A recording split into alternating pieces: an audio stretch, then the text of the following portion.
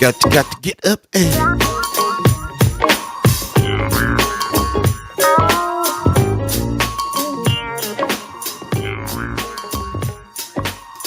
fry, yay, yay. Hey.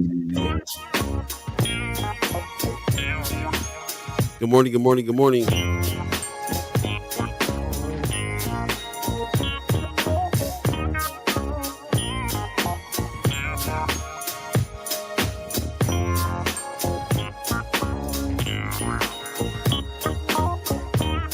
Check 1 2 1 2 1 2.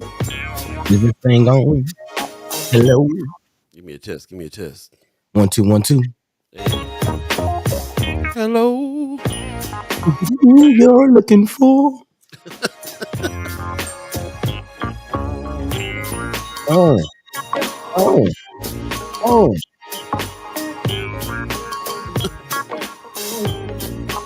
You're looking all good.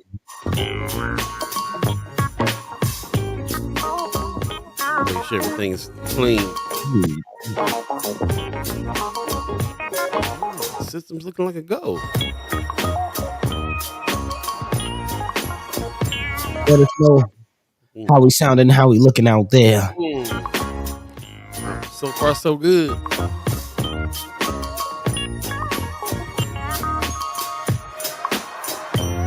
Lights right, lights right.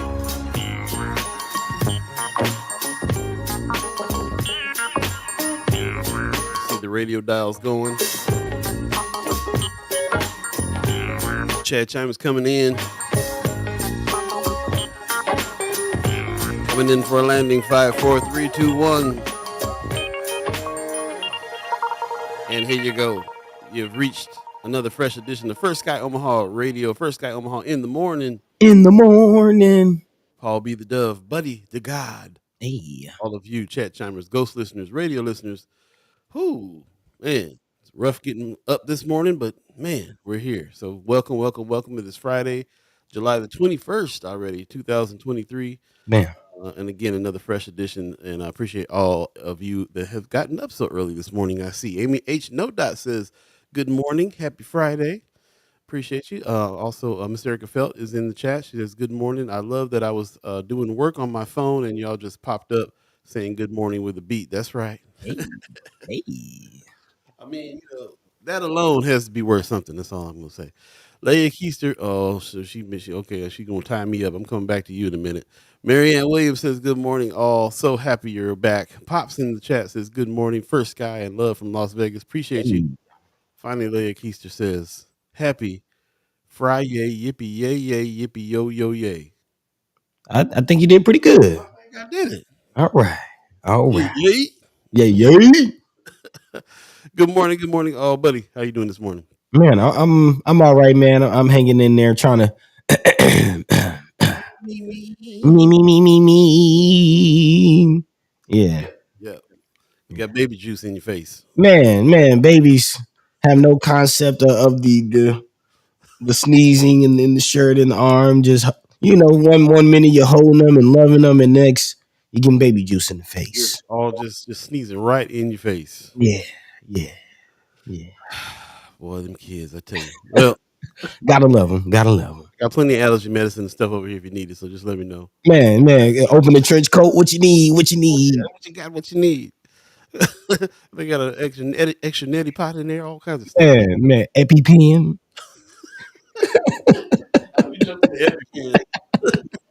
Man, shout out to Pops out there in Vegas. I did hear they're getting ready for Formula One out there, man. Yeah. I have family members out there, and they were telling me that they're selling balconies and building balconies on all the hotels and raising prices and getting ready for Formula One to come to the city. So yeah, let me know if you're seeing or feeling any of that, Pops. I'm kind of interested. And possibly in the house. He don't know what's going on outside. I don't blame him. I'm the same way in here. I did see online everywhere that big round display that they have out in Vegas now that they can project a bunch of stuff on. So down the street and look like you're seeing the moon and all that. Man, have you seen that? No, I haven't seen any of that. Well, I got to find a picture of that. But and first of all, in the meantime, though, Rome's Reviews, I see Mayor Sanchez in the house. He says Cypress Hill on NPR's Tiny Desk to celebrate 50 years of hip hop. Throw your set in the air. That's what's up, man. Cypress Hill, one of the most underrated groups ever, bro. They're one of my all time favorite hip hop groups of all time. Okay. Okay. I'm very happy to see them on Tiny Desk is trying to do the thing. Man, I guess after they had Juvenile on there, they was like, Yeah, that's probably what that was like their biggest show. man. Juvenile, that's funny. Cheryl Phillips in the house says, "Good morning, good morning to you." Yep. Miss Erica Phelps says, "And they give it to you with love." I heard that. Man, just The Desert Dome. Thank you, Mayor Sanchez. I'm gonna find that because it is a sight to behold. I can't wait to get out there to see it myself. so I don't wait. I don't know why I didn't think of it. So I think I did see it and just did not understand that that was a real thing. I thought that that was like super imposed. Thought that was Photoshop. Yeah, That's a real thing. yeah. I just looked up Desert Dome. That's not it, but I'm gonna find what it is. Pop says if I can't see it from my front window, I can't see it. Hey, Me too, Pops. I'm man, looking out my front window right now. I can't see it, so I guess it don't exist. Say what? Say again, when you diet, when you diet, man. But yeah, it looks like a sight to behold, man. A lot of people were taking pictures of it driving down the street, and of course they're changing it up. I saw one where it was a huge basketball. that's the one I saw. I didn't know that was real. Yeah. And, yeah, it's a projection. It's a big round projection, so they're able to project a bunch of stuff. You can make it look like a planet or a moon. I've seen a bunch of different iterations of it. It's real. It's pretty tight. I actually really want to go out there and check it out. Hmm. Let me Man, find it. yeah. First Tupac at Coachella. Now this. Yeah. So somebody else. Oh, Drake did I a did see thing, that. I and did see. everybody's trying to figure out how his younger self passed off the notepad to his older self. The tech for that. Getting stuff is getting amazing, man. I saw another concert where there was a big projection of the artist, and then he was holding a paper plane, and then the paper plane like left his hand, and it was a huge glider, and a guy was standing there in the audience with a remote control, like gliding this airplane around the stadium that Okay. looked like a paper plane. They got some man, like yeah, exactly. Like I'm gonna have to go check some concerts out because like the tech and the stuff that's going on with them, it's kind of next level. Man,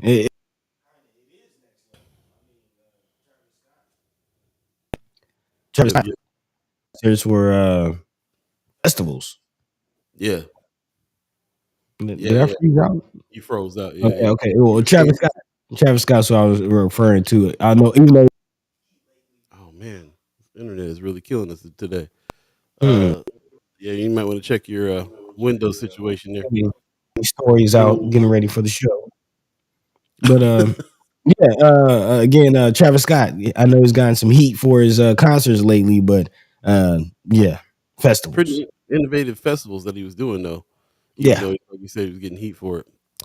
Anyway, yeah, thanks for joining us this morning. There's definitely a lot to talk about. And for those of you that were with us last season, we had the senators on, Senator Justin Wayne, Senator Terrell McKinney. They were on Fridays. They're now going to be moved to Mondays. So if you're looking for them, just remember they're going to be moved to Mondays.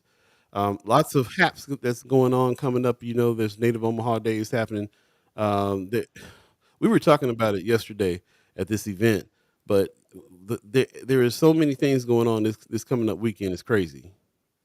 Native Omaha Days is happening. The Terrace Crawford fight is going down. There's Benson Days is happening in Benson. There's Maha that's happening this weekend. Um, it's really going to be interesting to see what's going on in it. And at first, I was like, why are they doing all these things on this? Like, why can't we get some coordination here and not do everything on the same weekend? But then I started thinking about like where we are. Um, I don't think any of these places are going to lack because we're so segregated. hmm. There's not a whole lot of us going to Maha, and there's not a whole lot of white folks coming to Native Omaha Days. And these are two big major festivals that I'm sure is going to be thousands of people out at both. You know what I'm saying? Mm-hmm. A lot of us are going out to Vegas though for the fight. Not a lot. I will say not a lot. A limited few that can make it out to Vegas, but a lot of us are going to be gathering around in Omaha to watch the fight in different places. Yeah. So yeah, Crawford's next weekend. Yep. So lots going on, man, and so we'll just talk about it all. But this is the season of the festival. There's a gospel fest. There's the Noma Fest. Yep.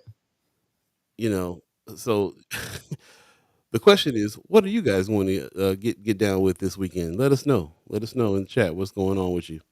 Lucia Rodriguez gives us a buenos dias. Good morning to you. Thank you. Thank you. Wanda Lewis says, good morning, first guy. Hey, Yeah. Rome's Reviews. Yeah. Crawford next weekend. Chrissy Nora in the house. Haven't heard that name in a minute. Good yeah, morning to you as well. Thanks for everybody joining us.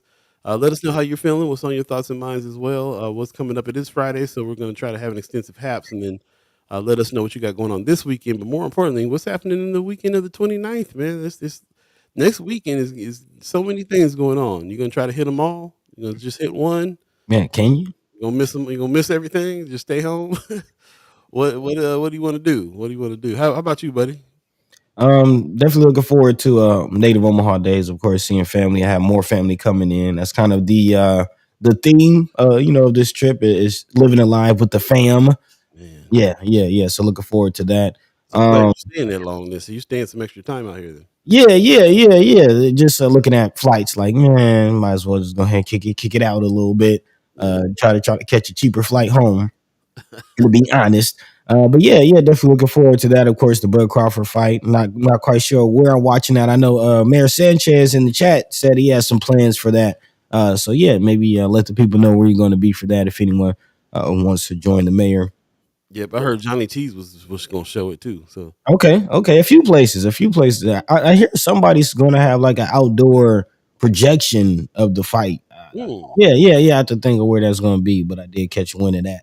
Um, Man, it was nice as you mentioned catching the our friends BFFs from the Benson area. So definitely want to check out Benson Days. There's you didn't mention it, but First Friday, Benson First Friday is going to be in the mix and all of that. So yeah, definitely want to check that out. Man, going to try to make as much as I can, but no promises, no promises. Too much going on, man. yeah, man. There's a lot going on, but we definitely gonna be hanging around on Native Omaha Days. We were actually had planned on being out of town, but that trip didn't work out. So we're gonna be in town. If we're gonna be in town, we're gonna be down Native Omaha Days checking things out. But there's a lot. Stay tuned. Towards the end of the show, we'll start showing some of these events and flyers and things in the haps. But there's a lot going on. So Yeah. yeah, we'll check it out. Miss Erica Felt, who you gonna go see Miss Pat this weekend? Would love to have Chad Chimers join me. What's Miss Pat? Man, comedian. Actually, at ATL Omaha Connection. Shout out to Miss Pat. She's a host of the morning show with Big Tigger. Oh, Yeah, yeah, yeah, down in Atlanta. But she's a comedian. She has a Miss Pat show. I'm not quite sure which network that's on, but she does have a sitcom, the Miss Pat show. Yep, comedian. I haven't really heard her work, her stand up, but I'm seeing her everywhere. Of course, I listen to her on the morning show when I'm kind of making my early commutes. But yeah, it seems like a lot of people are really, really taking to her. So yeah, nice to okay. see she's coming to the city. Where's she gonna be at? Is that gonna be a funny bone? Let us know where that's at. Tony Johnson in the chat. Good morning. He says recent shootings not good. Led up to Native Omaha Days. Hope crime settles down by then. Agreed. Yeah, most def, man, most def. We don't really talk too much about that kind of stuff on this show, but we don't want to act like it's not happening. We're not acting like that. Right, right. It is happening, but as Miss Sanders just told us last weekend, we don't talk about who robbed the bank. That's the family discussion. We don't do all that too much out in public. So that's one of the reasons why we don't do it too much. Also, one of the reasons why we started this show was because we were just tired of mainstream media only talking about us when there was violence in the city and when there was stuff going on. And that's not. And we said that's not the only story here. And so that is what's going on, but also all the things that lead up to those things, all the things that are the cause for the violence, like poverty, like follow the money, like all the things that lead up to the situation that we're in now is also what we talk about. But yeah, we're not going to neglect the news out there about what's going on. There is a lot of violence happening right now in the hood, and especially with young people. And we ain't about that. And we're going to try to do whatever we can do to make it not be that. Shout out to organizations like the Black Agenda Alliance, the BAA, whose feet on the ground, boots to the roots, taking care of what's going on in the city, really trying to help the youth and giving them something else to do, and really getting in front of that. And shout out to Leo Lewis, shout out to Malcolm X Memorial Foundation, every organization that's out there trying to talk to the kids directly Man. and make a difference. Shout out to them. And hopefully, what our job here is to do is to be able to relay some of that information, be able to communicate it to different people, let you guys know what organizations are actually doing some work Mm-hmm. and highlight them, and see if there's a difference being made there too. I'm a little nervous just about. I hate to see all the police out there every time we do a Native Omaha Days, because they think, well, we got to have this presence out here because of everything that's going on. But sometimes that you can go too far with that presence. Sometimes that presence don't feel good either. Mm-hmm. It's very restrictive. So yeah, yeah. Shout out to what you're saying there, man. We'll talk a little bit more about it. We'll go ahead and jump into the show right now, but really appreciate everybody that's coming in and already jumping into some subjects. We do got a few things to talk about today. We'll come back and tell you what those are in a minute.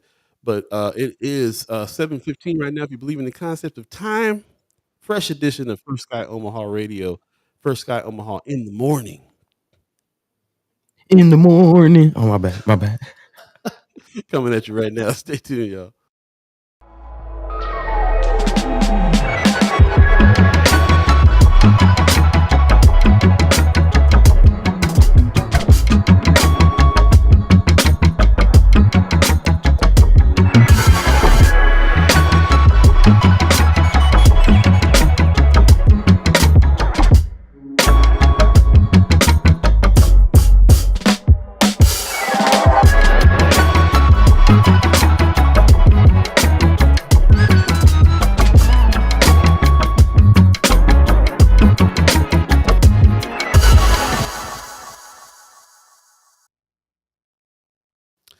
Good morning, good morning, good morning. What up, what up? Good morning. This is First Sky Omaha Radio, First Sky Omaha in the morning.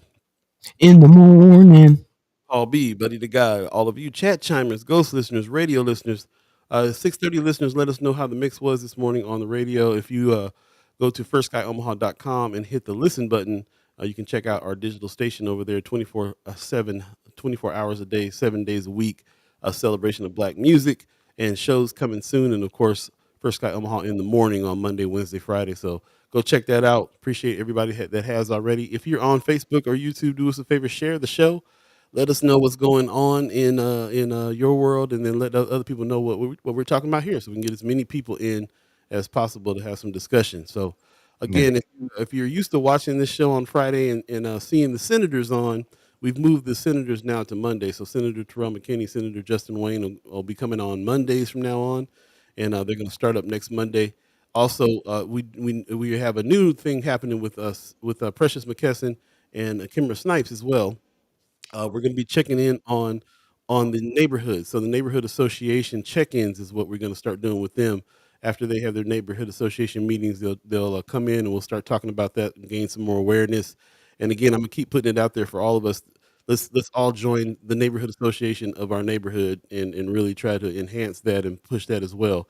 We consider this show a virtual neighborhood association, and this is the kind of thing that I'd like us to venture into with our actual physical neighborhood associations as well. Being able to talk regularly, figure out what's going on in our neighborhood and with the issues that pertain to us, and what kind of action we can take on those things. So, put the challenge out there for you to get involved in your neighborhood association, and we'll be meeting with Kimmer Snipes and Precious McKesson more about the neighborhood associations, what power they have, what can be done, and how that's where all of the changes that we need to make in our state really is going to start from. So we'll get with them on that.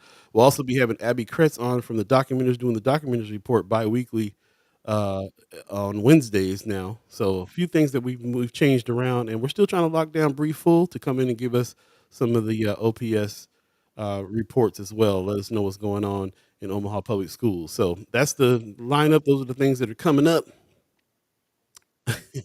um, Not sure what this says. Let me try it again. I'm gonna jump in the chat real quick. Miss Erica Felt says that a funny bone. She's gonna be there. Um, oh, got it. All right, all right. Sorry about that, y'all. Yeah, she says yeah she's gonna be at the Funny Bone. So definitely get with Miss Erica Felt on that and check that out. Miss Pat, she says show is on BET Plus. She's kind of like the Black Roseanne. Okay, all right. I gotta check it. I don't have cable, so I'm gonna have to check around. I think you can still get BET now somewhere else. We never did get a chance to talk about BET being sold. So it's now a black owned organization. Again, Again, finally, yeah, black owned organization once again, which is dope. And we'll talk about that a little bit too, because that's kind of the media scene is our scene too. So we'll definitely talk about that. Rose Review says, "Thank you, First Sky, for not following the narrative." Yeah, man, that's what it's about. I mean, that's what we're here. We challenge the narrative. man.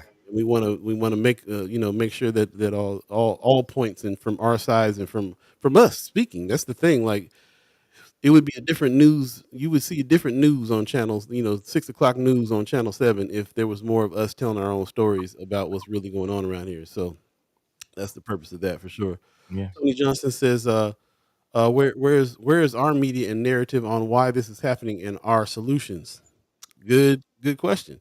We're actually working to help train and find black journalists that have privy to their neighborhoods, and be able to tell our own stories in that way. We're working towards that with the news desk and making some inroads when it comes to collaboration on things too. So Mhm. there will be some more coverage on those types of things and some more input, especially right now. Everybody knows that the Reader in El Perico is now going to stop publication. Man, So there's a wealth of reporters and people out there and systems out there that we can try to help, hopefully tap into, and then add some to train some people and really get out there and start talking about these stories in depth. They're the ones that we all are talking about here, kind of introducing each other to. So that's what's up. We're really working hard on trying to get those things going so that we can talk about those things. Matter of fact,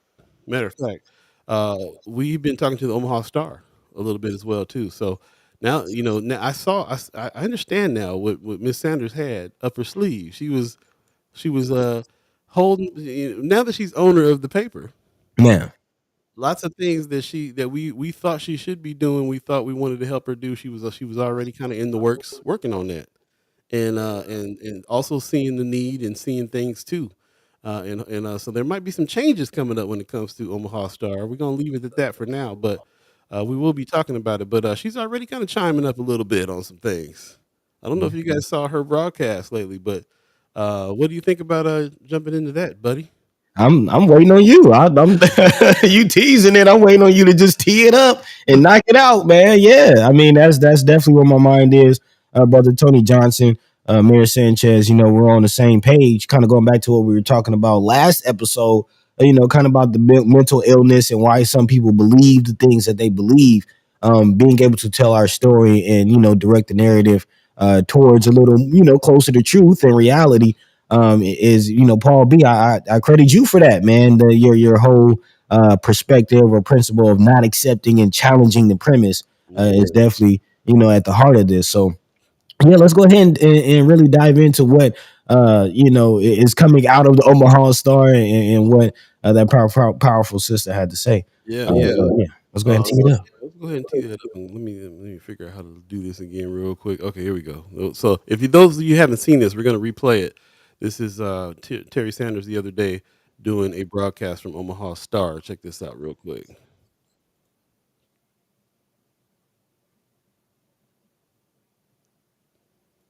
It has come to my attention that there are entities who are trying to tell our story.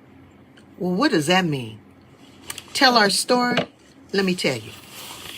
So, for the longest, the only entity that was telling our story was the black press.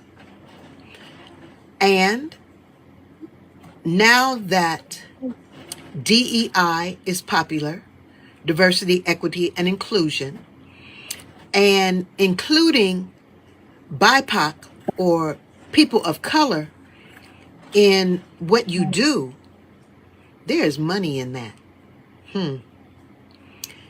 But don't be bamboozled and don't be fooled. You have to watch who you tell your secrets to. So remember when you were a little girl or a little boy and your mother and your grandmother said what goes on in this house stays in this house. There's a reason they said that. You can't let everybody tell your story. And that's what I'm here for, is to alert you. Don't let somebody else tell your story. Give your story to the black press. Now, that could be written like by the Omaha Star. That could be telling your story on First Sky, or that could be telling your story to a black journalist. Now, everybody out there telling stories is not a journalist. Do you know what a legacy newspaper is? A legacy newspaper is a paper that's been around a long time, but has, as we call it, street credit for knowing what's going on. And so I say to you again, watch out. There are people out here in these streets trying to tell your story. Don't let it happen, y'all. This is Terry D. Sanders, the publisher and owner of the Omaha Star newspaper, the oldest black newspaper and only black newspaper in Omaha, Nebraska, and in the state of Nebraska, established July the 9th, 1938, by Mrs. Mildred D. Brown. Enjoy your weekend and watch out who you tell your story to. There it is. Giving us the word on that, and we appreciate her coming through with those words. And you know, we have been trying to work with them for a while. Ever since we started, really, because we value the legacy of that paper and what it stands for. And you know, it always needs updating and refining. It's the news situation has been changing so drastically over the past 5 to 10 years that of course there's going to have to be some revamp and some, you know, and everything else. So Right. we've kind of been behind the scenes on seeing the trajectory of the Omaha Star since 2016. We've been seeing it kind of up close and personal, seeing how many times it needed to, you know, it needed some help, and you know, at some points it changed some hands. Excuse me. I always talk about how John Houston was really a champion of trying to help the paper out. And now it's gotten into the hands finally of a black woman who's owning it again. I saw in the chat Tony Johnson said, was it Tony Johnson who said? Yep. Yeah. Yeah, wondering about the ownership there. Oh yeah, still confused about on ownership. Her earlier video stated Star owned by a foundation. Yeah, she started the Omaha Star Foundation. That's her company to go ahead and run that, raise funds, do all the legal money raising and everything that's needed to try to keep this thing afloat. Now that she's owner, she has big plans to make some changes. You can already see she's going digital. Those uh, those Andy Rooney style things that she's doing right here on the video is the stuff that she's doing on I believe Spotify, and like she's trying to venture out into some Yeah.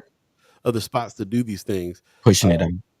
Right, and before I was seeing, you know, I'm seeing what she's trying to do, and now I'm compelled to try to help. I want First Guy to be able to try to help some of these things, and really incorporate what's going on there. So we still you know, she still has a vision for the paper, but we're now talking about getting into some really great partnerships and building out the black media so that we can have our own reporters telling our own stories, trying to get down to the bottom of some things and disseminate more information in all kinds of different flavors. So really excited about that. As a matter of fact, a lot of the discussion that we were having about the Bryan Center that we had with Sherman Wells that came on, there was articles floating around there about what was going on at that place, and we got it from the man himself, letting us know, you know, the reason why he was not over there anymore.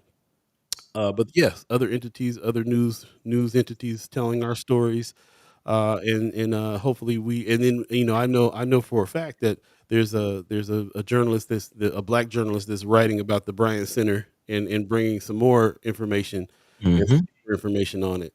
So I'm looking forward to those types of things, and really kind of excited for what black news and black media is going to be in the future with these collaborations. Yeah. So I'm gonna bring back a word that's missed a lot when we don't tell our story, but we use this word a lot in previous seasons.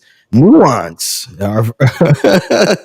our favorite word, because again, when a story is told from a perspective that's other than within the community, a lot of context is missed and a lot of nuance is missed. And when that context and nuance is taken out of a story, then that can change the story completely. So And to me, it's even it's that, and it's also that there's usually a slant. You know, when somebody outside is telling your story, they're telling it through their own eyes and their own prejudice and their own biases and all those things. They can call it hard. They can say hard news all they want to. There's always an angle because it's being written and coming from humans that have ideas about. You know, if you're a white reporter and you're on Channel 7 and you're writing about the black community that you are not a part of, all you have is your outside perspective, and you're going to say what you're going to say.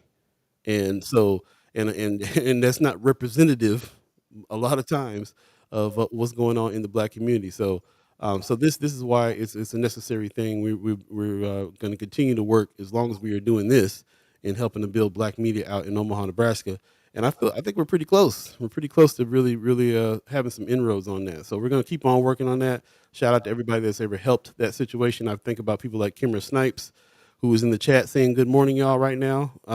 You know, I consider Kimra Snipes a journalist. I consider her a person that does deep dive research on some of these issues. And the deep dive research part is part of the black media, is part of what we need to be able to tell the stories. So when anybody's checking facts and taking and keeping notes, and I consider the documenters a group of people that are doing that. They're actually documenting what's being said, what's being said in these meetings, who's saying what it means, the context. There's a lot of entities that's going on right now that is about to really build up black media when we all get together and put that together, so we can have a really strong source of information that we can trust, and that's coming from us, telling that the stories that we are going to tell. mm-hmm, mm-hmm. Telling your own stories is there's nothing you can't deny that. Yeah, Being able to tell your own story, you know what I'm saying? There's two especially as black folks, man, we get stories told for us about us all the time, and like I said, it's usually told by people who have a bias, and so yeah, we got to get around that.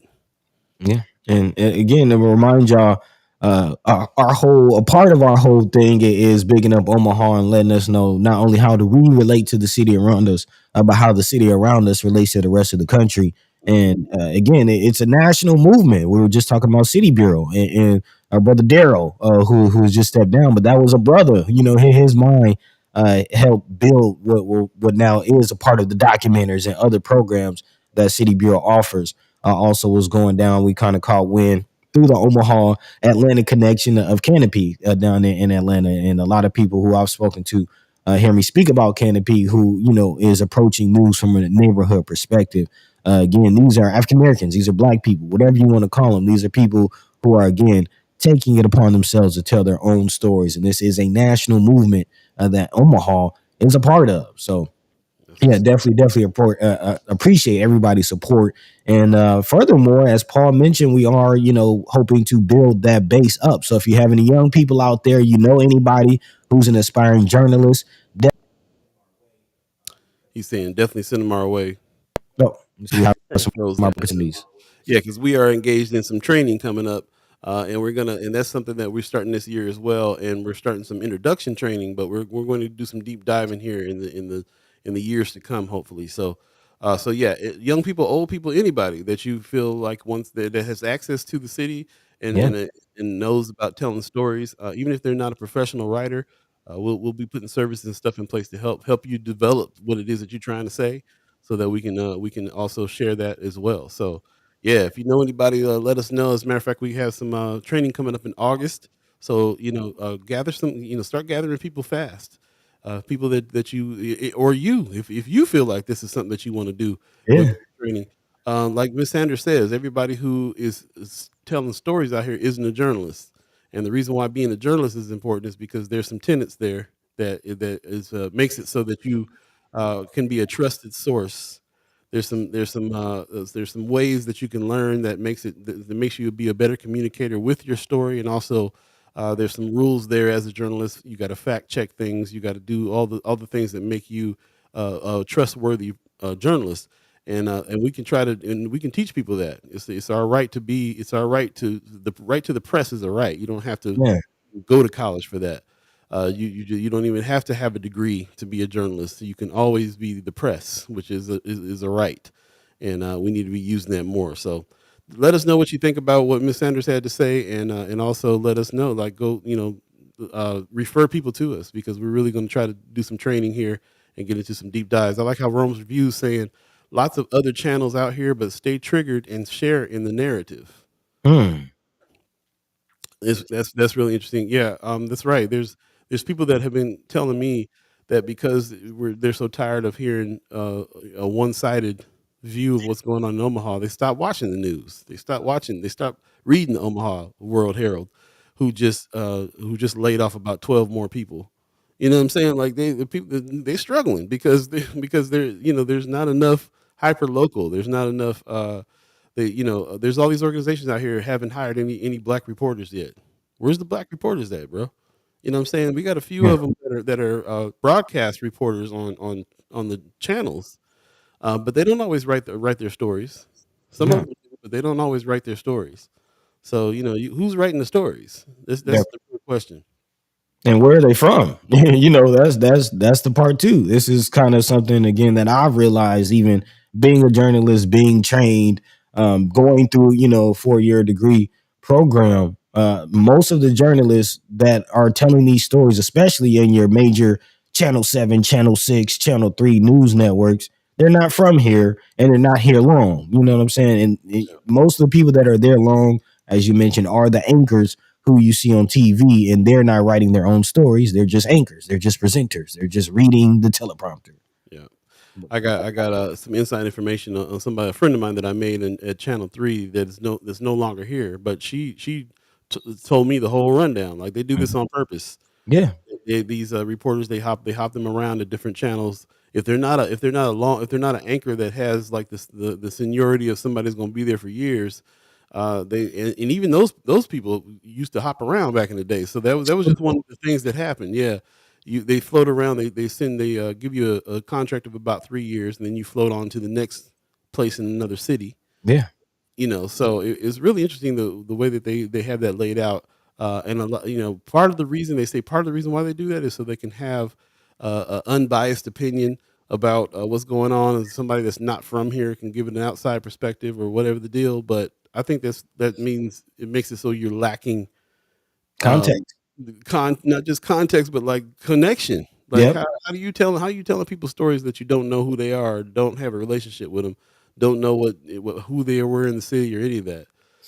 So of course you're gonna come out with a narrative that's not local in the end. Hmm. So it's really interesting, like what's going on there, and even some of the new organizations that popped up.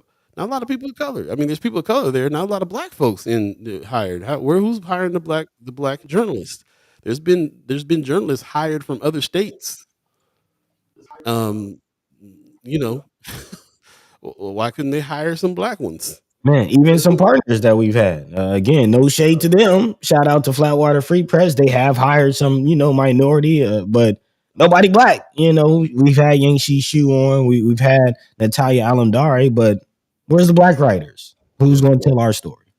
Yeah, so we have a media here, black media here, and I know that everybody is like wanting us to step up. I know that noise was a situation that was existing at one point, and it's still kind of here and kind of floundering. They want to try to get it going because there is people in Nebraska, in Omaha, that want to see black media, want to hear black stories. There are black journalists, there are people that are trying to write and do these things. Not a lot of infrastructure for us though sometimes. So we fluctuate between being able to financially take care of this show, for instance, and sometimes not. And we kind of vowed that even if we have to do this thing for free, we're gonna keep on trying to do it because as hard as we can. But like there's that's a tough situation for anybody who has to make a living on Right. first. How sustainable is that? How sustainable is that? So not a lot of infrastructure right now for black organizations, and we're going to try to build some because we can have some ownership, and we can change the narrative. We can have our own stories, tell our own stories. There's plenty of resources out there, especially if we collaborate. The collaboration is key. We've been that's been one of our tenets from the jump is collaboration, not competition.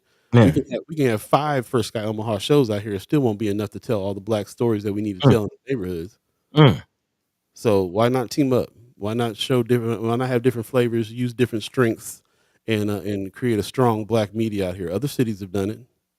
Oh yeah, it's possible. Yeah. Just gotta do it.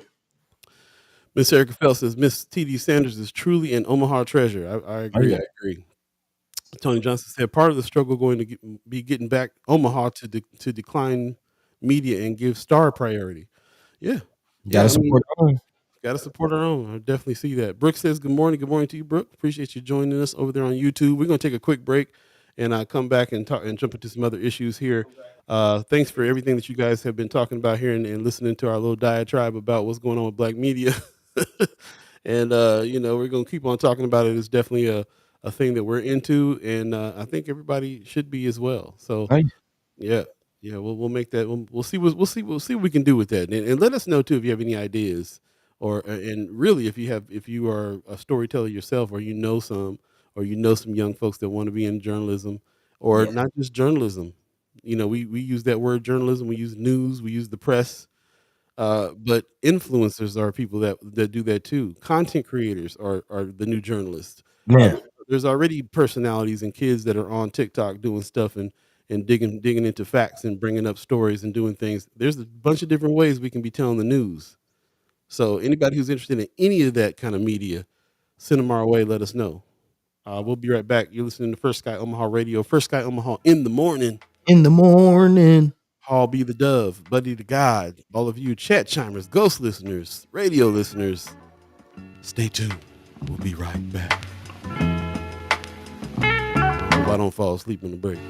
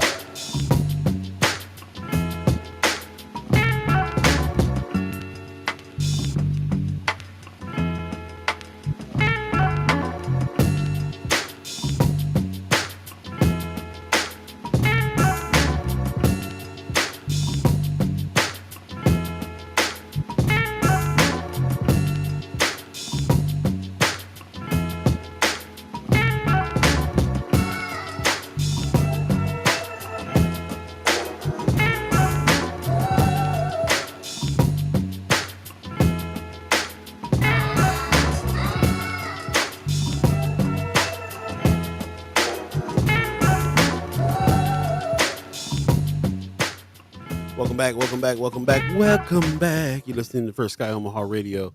First Sky Omaha in the morning. In the morning. All be Buddi3 Da Gawd, chat chimers, ghost listeners, radio listeners. Appreciate everybody that's joining us today.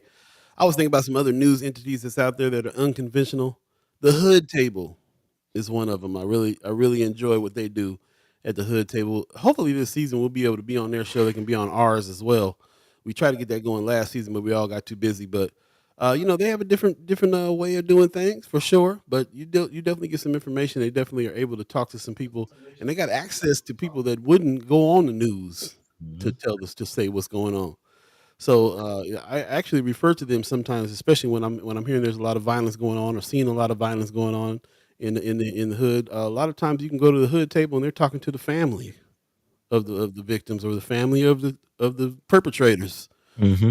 because they just have that kind of access to the neighborhood. So it's a different flavor than ours, of course, and a different flavor from a lot of different other entities. But there's we all we're all starving for black media. Excuse me, and we're all trying to do what we can do to have it, to have to reach out for it or build it or do something. So I love that we're getting ready to get really in there with making some real connections, making some real collaborations happen, and make some official moves and put some money behind it. Mm-hmm. That's Mm-hmm. what's up. My man Bo Youngblood, he said good everything. I like it. I like it. Hey, Good morning to you, my brother. Appreciate you coming on this morning. Idaho in the house. Brooke said elbow cough person turquoise. What you talking about, bro? I think those are supposed to be emojis, but yeah, that's just how it came through. That's how it came through. All So right.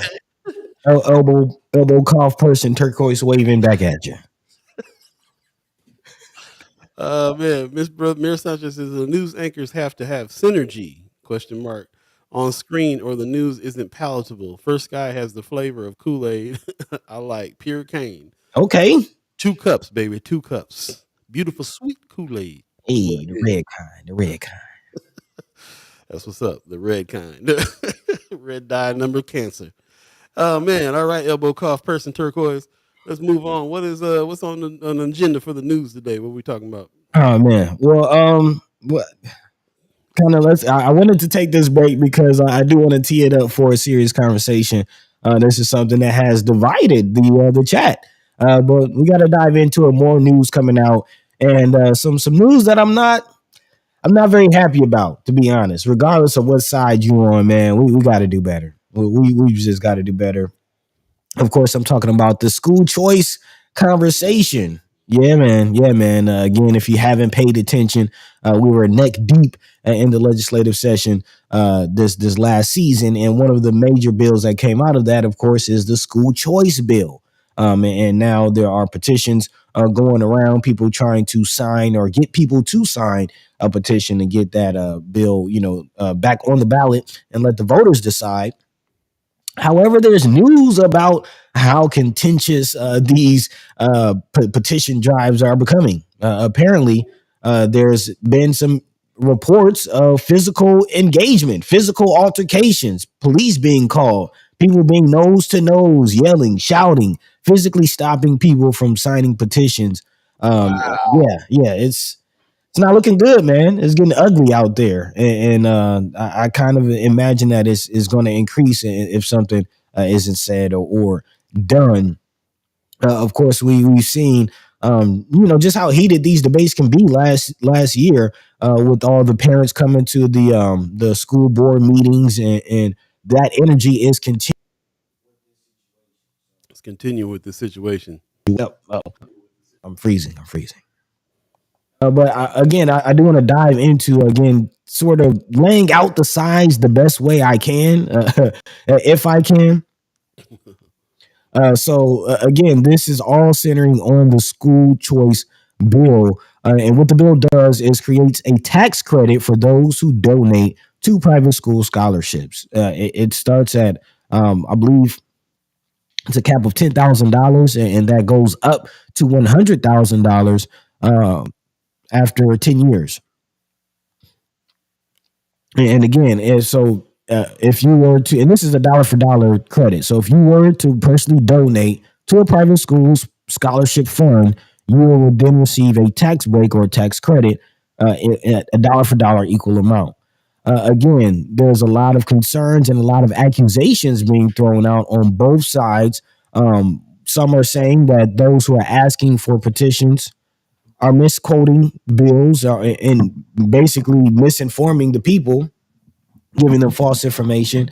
And there's even been reports of rogue petitioners who have apparently been let go, who are intently and purposefully misinforming people and telling them that the petition would do the opposite of what it will actually do and what it isn't actually intended for. And then, of course, as I mentioned, there are reports of the count. What is the term that they called it? You have circulators who are trying to get the signs, and then blockers who are trying to block the signing of the petition. And again, the blockers are getting in people's personal space, physically stopping them from signing the petition. And both sides are arguing again about public schools and the support of public schools. Those who are in support of this bill say that public schools aren't doing enough and that parents need more options, which is on its face a sentiment that we agree with. You can't necessarily agree that there should only be one option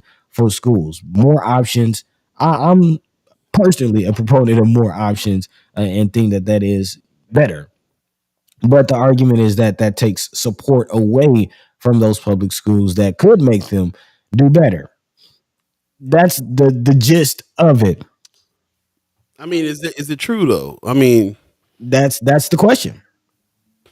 That's the big question. Is it true? And quite honestly, it seems like there's a lot of confusion from both sides. And there's really two different arguments that I'm seeing: what the bill actually says and what it is actually on paper, and then some people are arguing what it could do and what it could mean and what it might do, which could be a reality. But again, there seems to be a lot of confusion on both sides.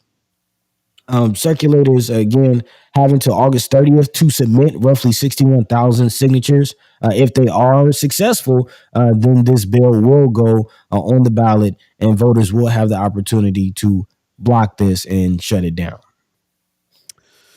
Interesting.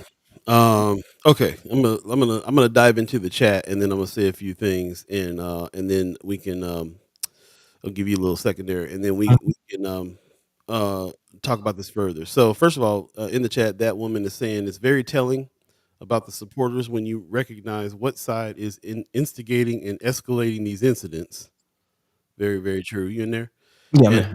Rose Review says, I don't have a problem with public tax dollars being claimed for private school students. My issue would be with public school students not being able to use private school amenities paid for by taxes.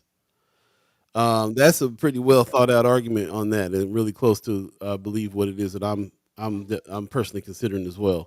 Marianne Williams says not all supporters of school choice are fighting it violently, nor do they wish to defund public schools. There are gray areas that I'm in.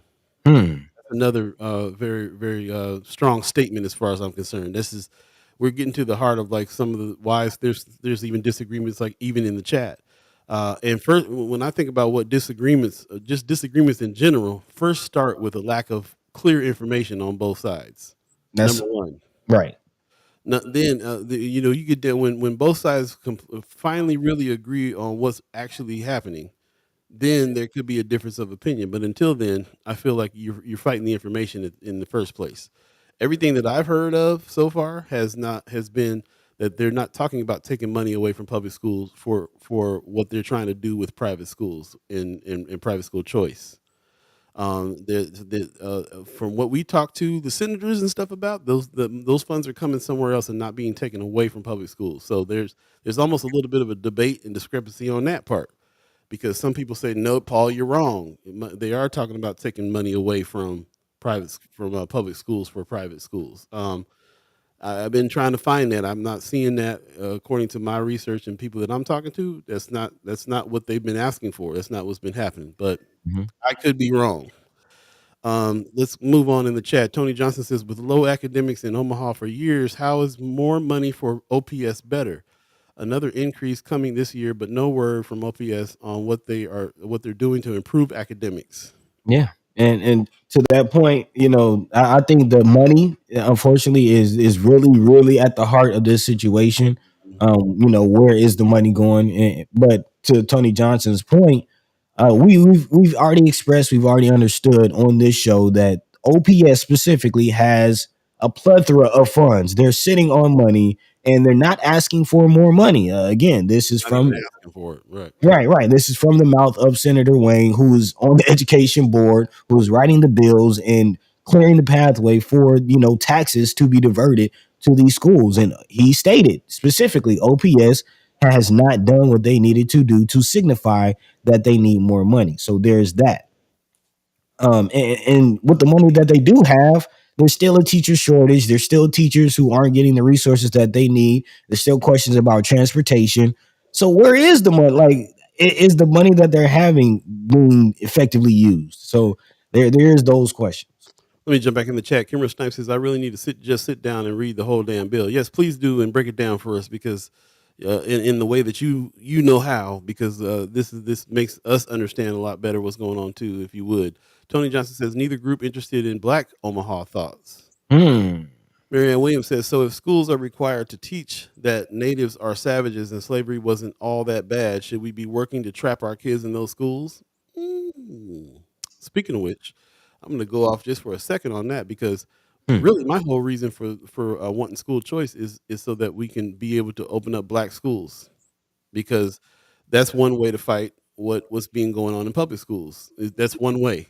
I'm not saying that's the only way. I'm saying let's fight the public schools to be teaching the right stuff, and then let's also build our private schools in order for others, for some kids that need that assistance to come on. How are you going to build black schools if there's no funds for it at all?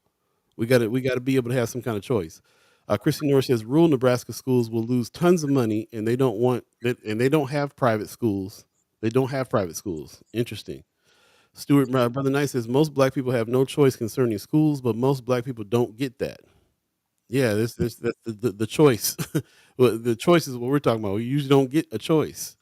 If you thinking about, I'm thinking about times that I'm thinking about when I was in junior high and got bused across town to a school. Like when have we ever had the choice to do something? If it's not working for us, where do we go? What can we do?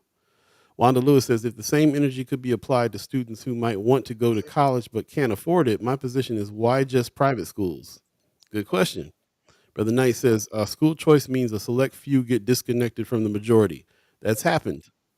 School choice also means some people that are not working well in OPS got another place to go that might be better. Yeah, I mean that's happening within OPS. Look at AP courses. There you go. Kimber Snipe says, who does all this fiscal research for these bills? Can they answer some of these questions? Good question. Christy North says, however they spend it, public school will lose money, and it's not just Omaha and Lincoln affected.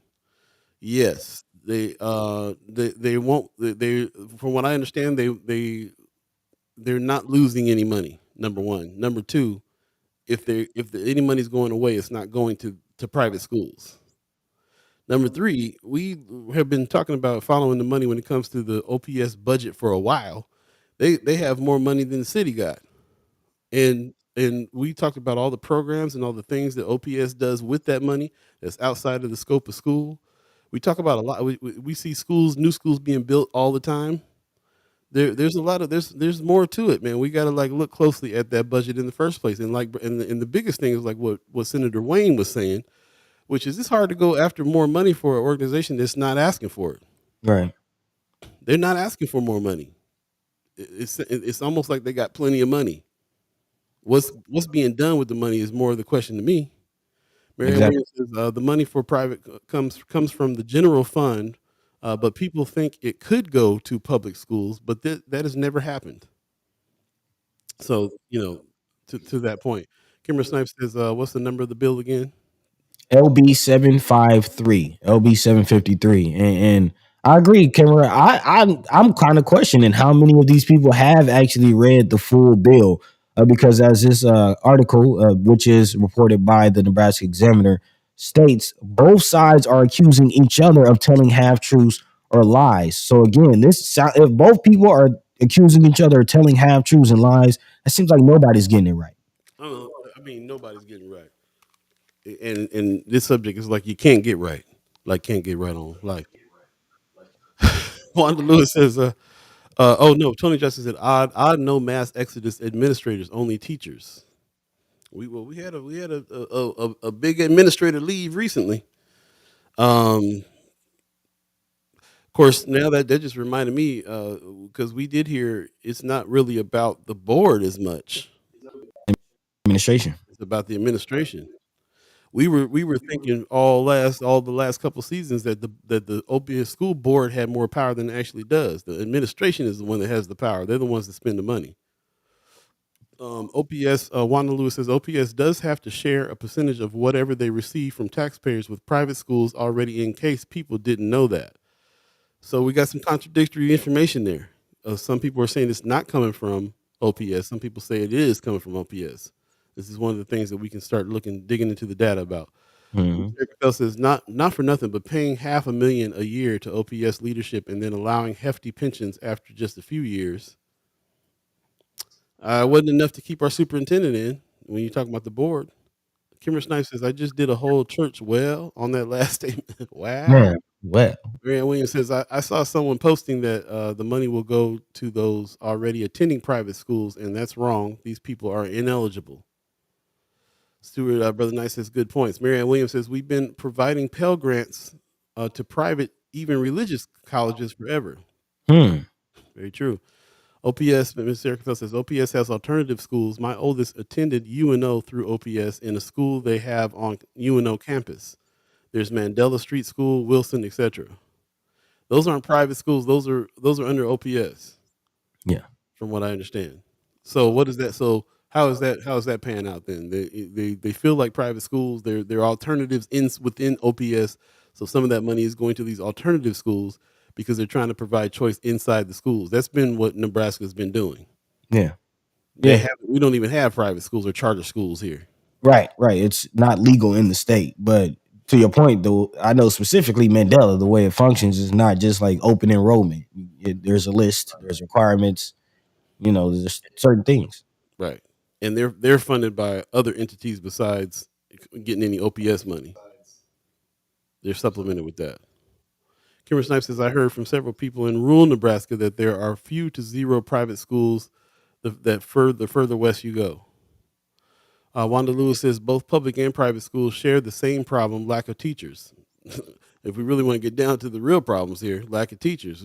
200 teachers are needed, and they're still building more schools. What's happening with the budget? Like I said, we've been working on having Bree Fool come in and give us some reports on what's going on in school board meetings, because I'm sure they talk about all these things too. But it sounds like we also need to get some people in from administration, because that's really what's happening too. I think you're frozen over there. No, I'm reading. I'm reading it.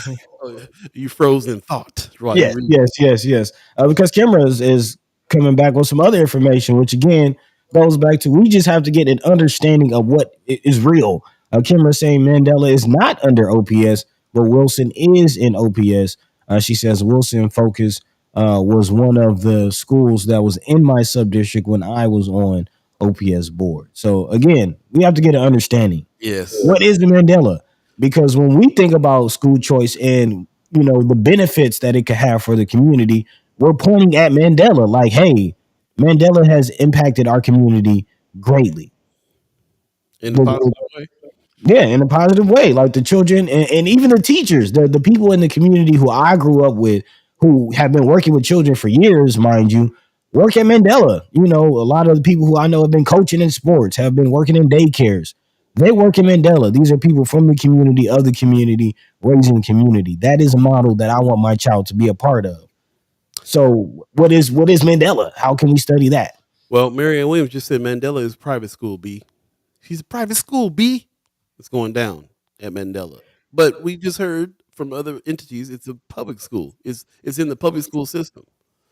So boots on the roots. First order of business. Let's start pulling some of these records and looking at some of these individual schools, seeing what's what, seeing where the money goes, follow the money on that, and so on and so forth.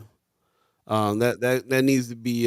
We need to go ahead and put a little first Sky Omaha committee together and start gathering the correct information on all of that. And anybody that you think we ought to have on the show to talk about it too, let us know what's going on there. It's now beyond the scope of just the board, the OPS school board, where we were concentrating on last season. We can definitely still have some board members on, but I think that there's more people to talk to now about all of these things. Jumping back into the chat real quick, Marion Williams says all the details. Let's see. No, Miss Erica Phelps says LB 753 and bills like it across the country have been initiated by religious fundamentalists scared of CRT and diversity. Thank you for saying that. We got to throw that in there too. A lot of these decisions that are being made by politicians, by school board people even, are people that are trying to fight against CRT. They have that narrative going on. So what does that mean for what are they trying to choose? Because I remember stating this last time we talked about it. There's good and bad ways to use all of this situation, this whole situation. You can also use the private school situation in a bad way where you're excluding people. But you can also use it in a way where you can build your own black school if you are so inclined. So it's like one of them things. It's a tool that you can use for good or for evil, Mm-hmm. and it depends on how you use it. How is our state using it? What does it mean? We have the senators on regularly. We'll talk to them about some of this again on Monday. But the senators are for choice. Yeah. And Senator McKinney works within the OPS system and works with OPS kids and teachers and organizations and stuff in there all the time. They're looking at it from that perspective and saying, yeah, well, we needed some choice. Also, Marion Williams says all the detail. Yeah, we said that already. Miss Erica Felt, the Duggar family, the religious extremist people with 20 kids who had a TV show, are putting a ton of money into school choice. Maybe that's a area which they're using it wrong, Hmm. or they're trying to use it to their advantage. Kimber Snipes says Mandela is not under OPS, but Wilson is in OPS school district. School. So Miss Erica says that's what I'm saying. OPS can offer choice that's not religious. This is a new thought for me about there being choices within OPS, but I was always thinking that I was going off the information that OPS was. I mean that Mandela, as the biggest example I use, Mm-hmm. it was under OPS. If it's not, then which ones are, and what, and have those choices worked for the kids? Miss Erica Phelps says that's what I'm saying. OPS can offer choice that's not religious. Kimber Snipes says Wilson Focus was one of the schools that was in my subdistrict when I was on the board. Okay, so maybe you can tell us more about Wilson. Tony Johnson says building more schools, but struggle yearly with bus drivers. Very true. Bus drivers get paid from OPS. I remember that being in the budget. Yep. Kimber Snipes says Jane Ehrenberger would be good to bring on as well. She is on the board. She used to be the vice president before Ricky. Okay. Marianne Williams says Mandela is a private school. B. We said that already. Yep. Miss Rome's reviews. Hit the like button. Good morning, Black Dynamite. Good morning to you. Miss Erica Phelps says my mistake. I believe Mandela is funded in part by Buffett organization. Uh, I know that they're funded by Logier. I'm not sure about they may be in part by Buffett too, but I know they're funded by Logier, and that's their major funder. Brooks says I've had heard positive and negative things about Mandela. Have you? Okay. What are some of those? Tony Johnson says, bet if plans for more black private schools, both sides would think differently. Thank you. Yeah. That's how I want to trigger both sides thinking about it. Wanda Lewis says all those people in administration need to need to do double duty, just like the coaches do. They also teach a class. Too much invested in administration. I still can't get over the fact they took a whole school, tech high, just for their purpose. Ooh, Hmm. what's hot about tech, boy? Yeah, I mean, you really look at what was going on as far as the people coming through tech. A lot of, I think both my grandpas went to tech, Hmm. so you know exactly what it meant to the community and what losing it and having people spread out meant. Uh, that's worth a whole another conversation. Man, I see people walking around with T-shirts about I'm a product of tech high and Yeah, mad they man. took it away. Yeah, it's a trip. Marion Williams says, I think the problem is that people are choosing sides politically and not choosing to support all schools. I really Hmm. appreciate that thought. Really appreciate that thought. Ms. Erica felt without hearing of a development plan for a black school or other schools that isn't religious, I have strong concerns. Well, I haven't heard any plans for any black schools, period. I'm just saying if that also could be added to the choice conversation. Yeah. Well, let's kind of focus on that as far as private schools as it pertains to specifically black families, black communities, black folk, if you will. And I did do I kind of was researching while we were talking, trying to find just some answers. According to US News, Nelson Mandela is a private school located in Omaha, Nebraska, and has a minority student enrollment of about 95%. So again, Nelson Mandela is a private school with a 95% minority enrollment. And from what I'm hearing, yes, there might be some, I've heard some negative things. Of course, not everybody's pleased with their experience, but Mm.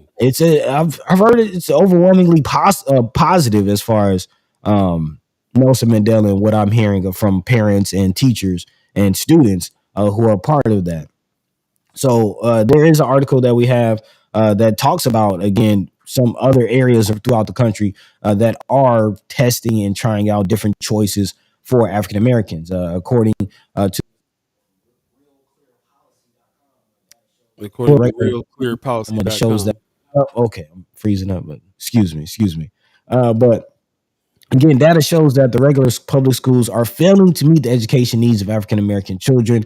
In California specifically, only 10% of African American eighth graders scored at the proficient level on the 2019 National Assessment in math and reading. The COVID pandemic, of course, made things even more worse and wreaked havoc on our youth. are in school, and specifically, unfortunately, impacting African American children. And in the Los Angeles school district, about a quarter of African American students received a failing grade in the subject, compared just more than 1 out of 10 white students. So again, we know that we are far, far behind, but according to Professor Field Smith, who observed one of the predominant themes was a sense of wanting to protect their children from being labeled a troublemaker, which is something that we haven't really talked about in this whole conversation, as far as the discipline in the whole expulsion of African American students in public schools, which is an issue that Leon Lewis has been trying to address specifically. So I do want to throw that into this whole conversation, regardless of how good the schools are, public schools.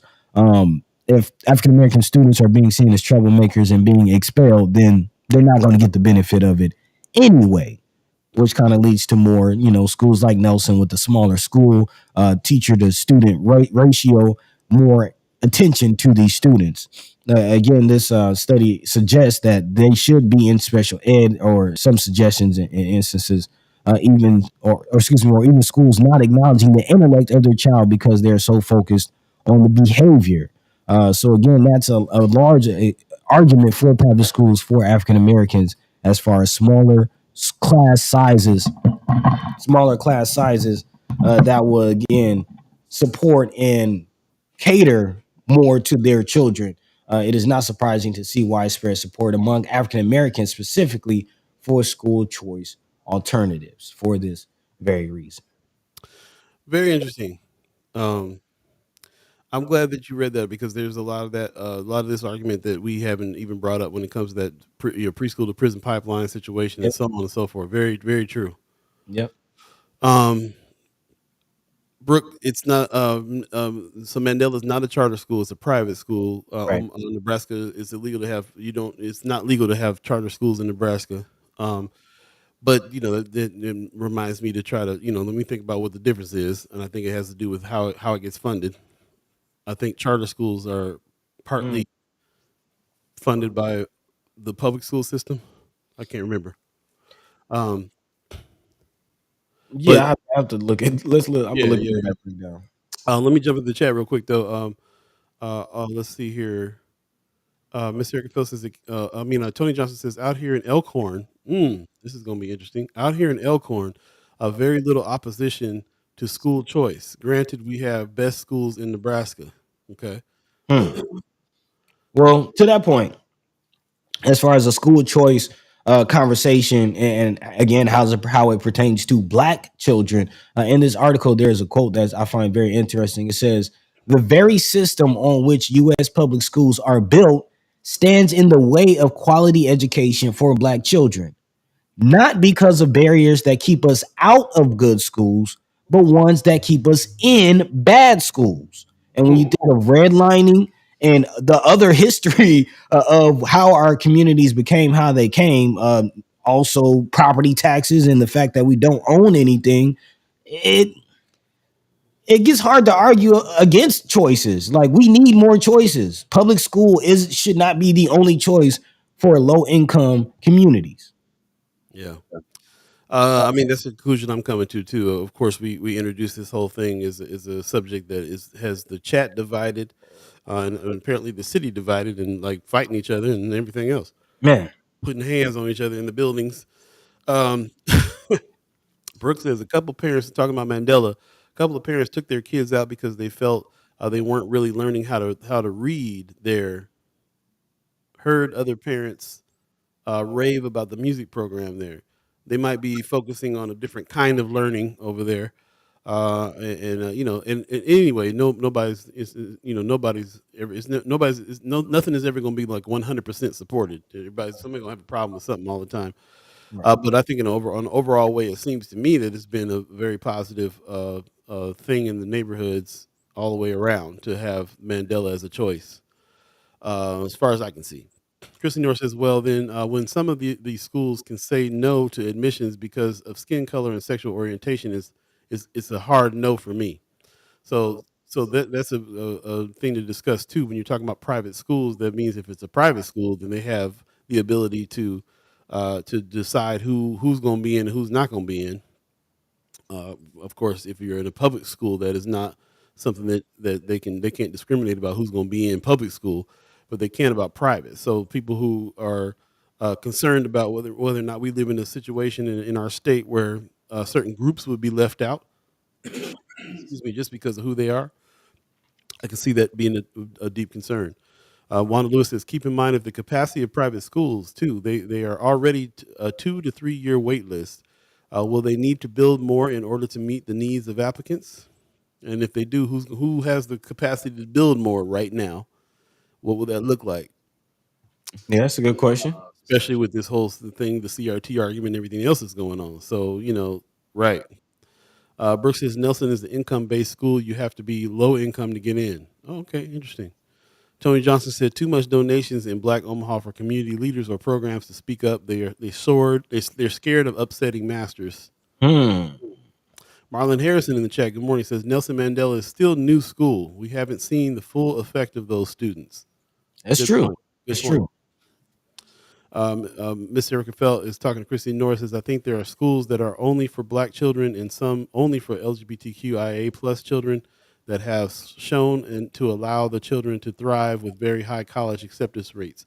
I did read an article once about a school in California that was kind of for certain groups, the LGBTQ group, that helped them to be in a place that they felt more normal and thrive in the same way that I would think HBCU does for when you're a Black student going to an HBCU. You kind of feel like you're amongst your people, and that lower that you can take that away, that thing away, so that you can just go learn. The whole you feel like you're home. So like I said, it's hard to argue against creating spaces that are even more that can help people thrive even more. Marion Williams says, to be fair, Nebraska has a huge surplus at many points over the years and still didn't give it to the schools. So saying it comes from public schools is incorrect because it doesn't work that way. Yeah. Now, she said, not a fan of Pillin, but he gave more money to schools this year than ever, and we're still fighting $25 million for private. That Right. well, to that point, it has been laid out in these articles that aside from the tax credit, who some people are arguing will take money away from public schools, the other side of that argument is that there's already been $1 billion set aside by the state for public schools, specifically investment over the next few years. But there was also part of that argument also, if I remember correctly, was saying that a lot of that money was going to go to West Side schools. I remember the senator saying the schools in North Omaha is not going to see a lot of that Pillin investment. Mm-hmm. We'll see. Marion Williams says the legislature chose to build a lake instead of giving public schools more money. So they got that lake anyway, huh? So many comments in the chat right here. I'm going to try to get through a few more before we go to a break.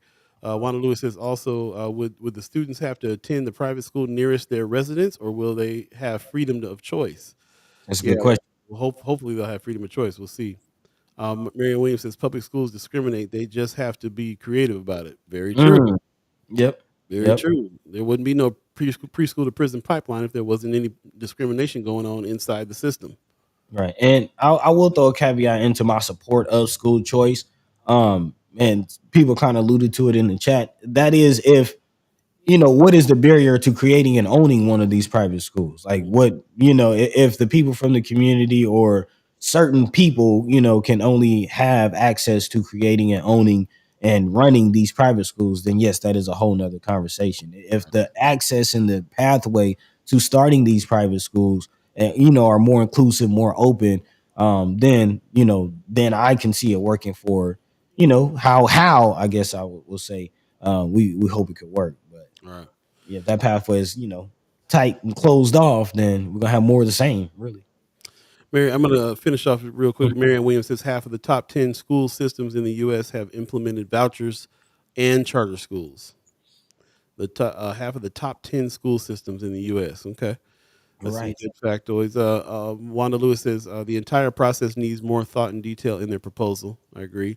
Tony Johnson says conversation more interesting in communities where majority are not homeowners, so not paying property tax. Right.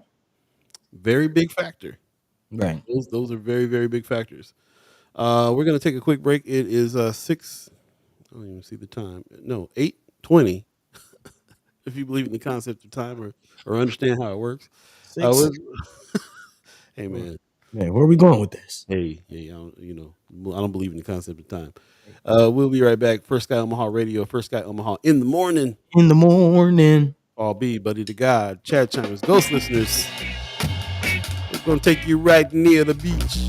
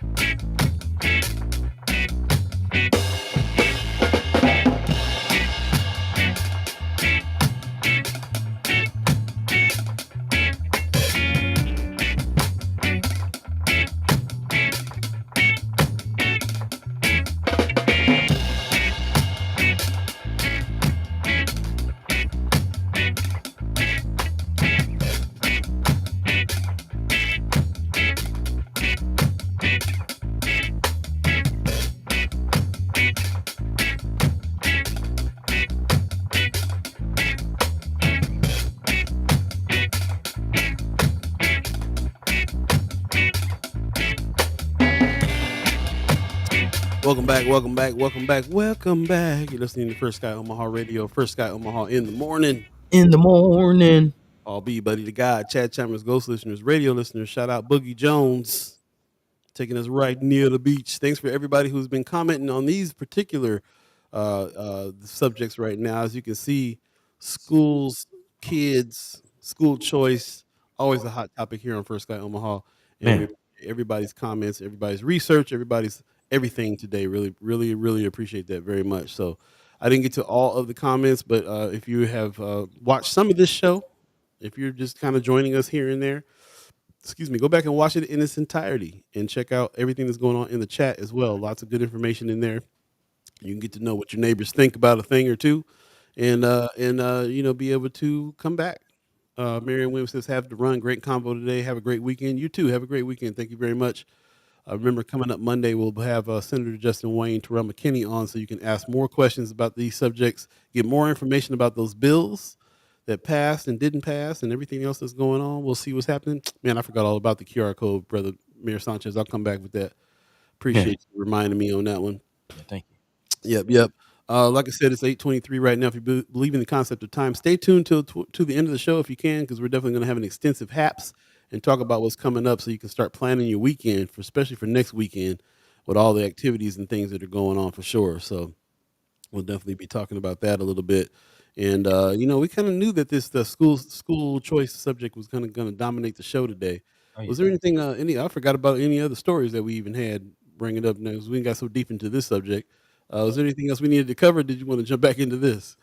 Well, I did find kind of the separation or the difference between Charter schools and private schools.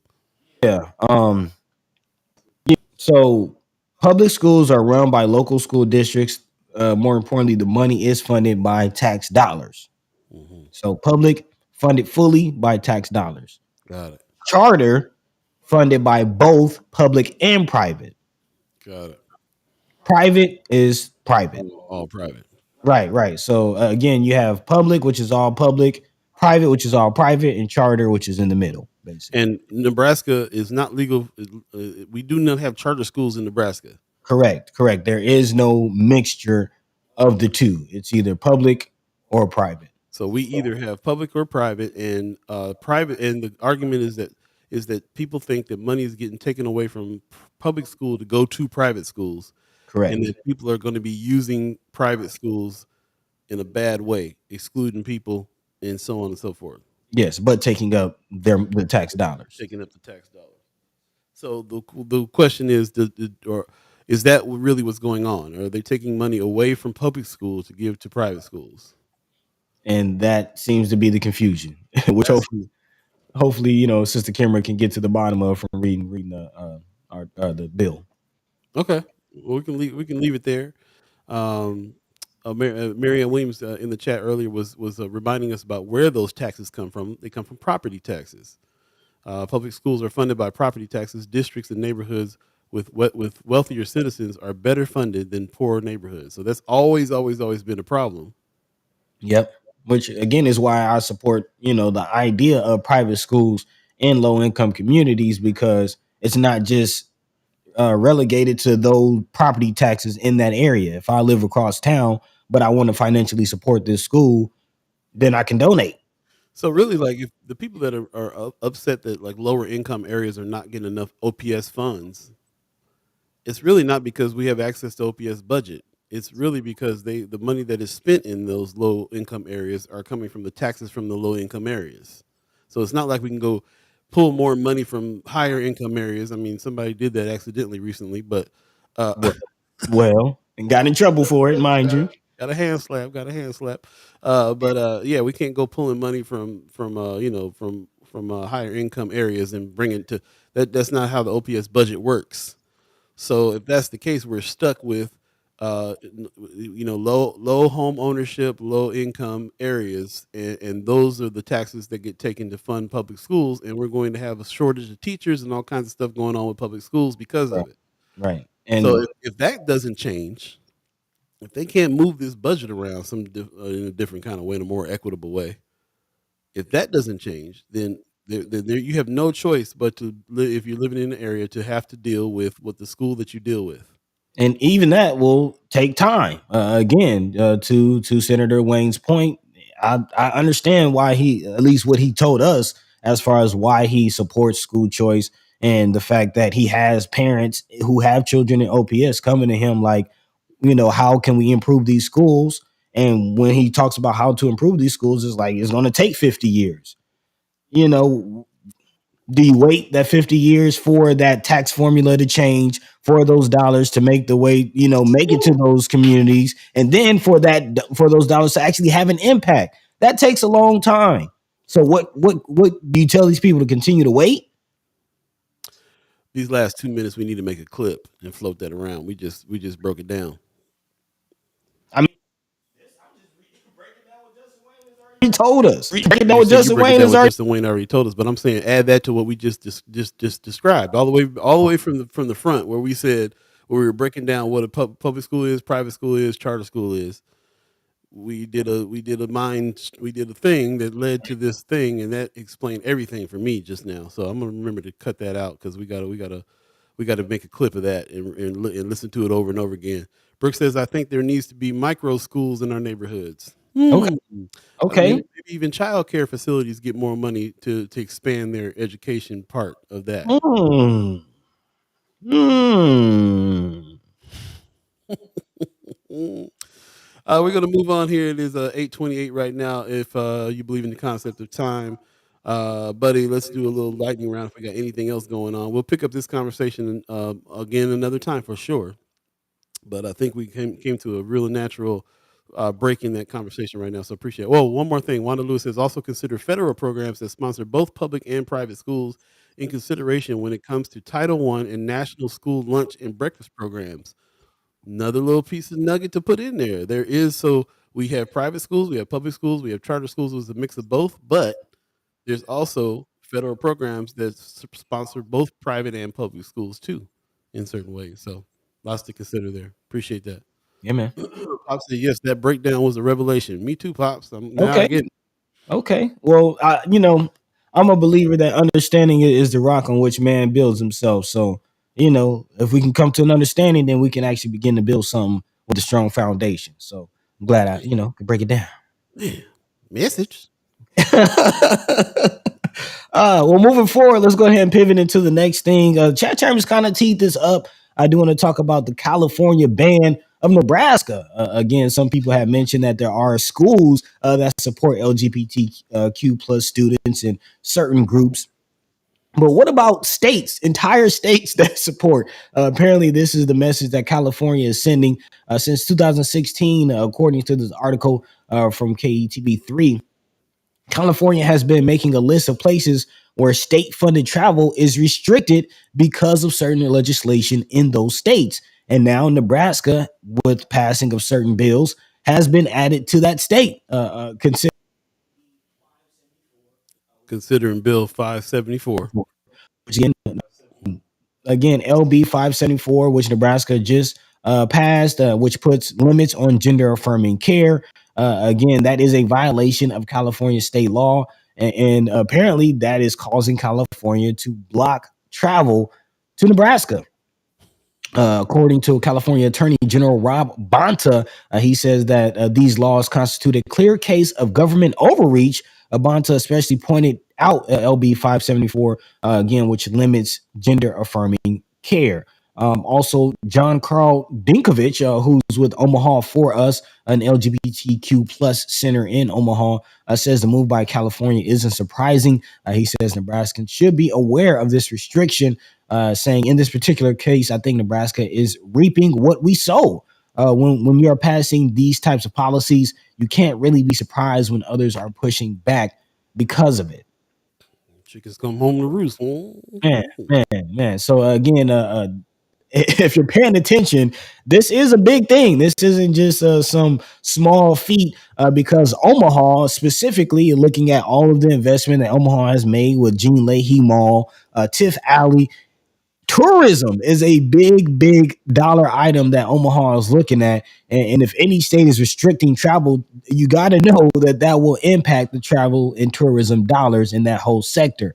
But wait a minute. Before we go too far on that, though, it's state sanctioned travel is all they're restricting. This isn't public travel.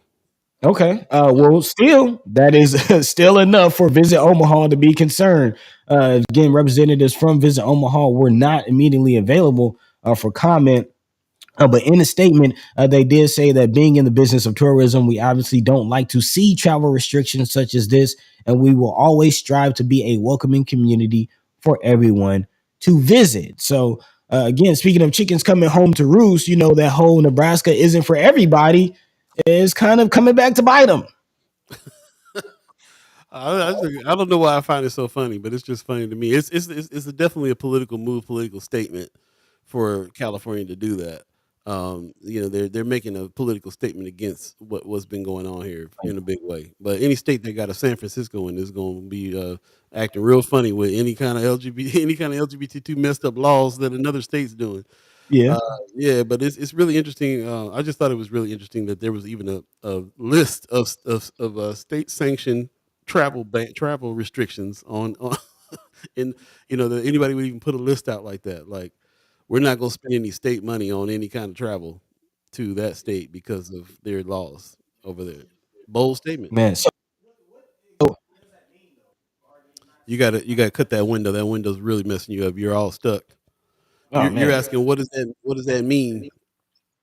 Yeah. What does that mean? What is that like? I hadn't done any extra research on this, just that article, and the word that's sticking out to me is state sanctioned travel. So I'm taking that to mean that it's that if you were I'm like it's a they're going to restrict mostly. I feel like this will affect whatever kind of business California is doing with Nebraska. That's what I feel like it will affect. You know what I'm saying? For instance, I think a lot about when Pete Ricketts was around and he was sending people over to California to the border to like, I don't know, California gonna send no sheriffs over to Nebraska to help nothing out. Okay.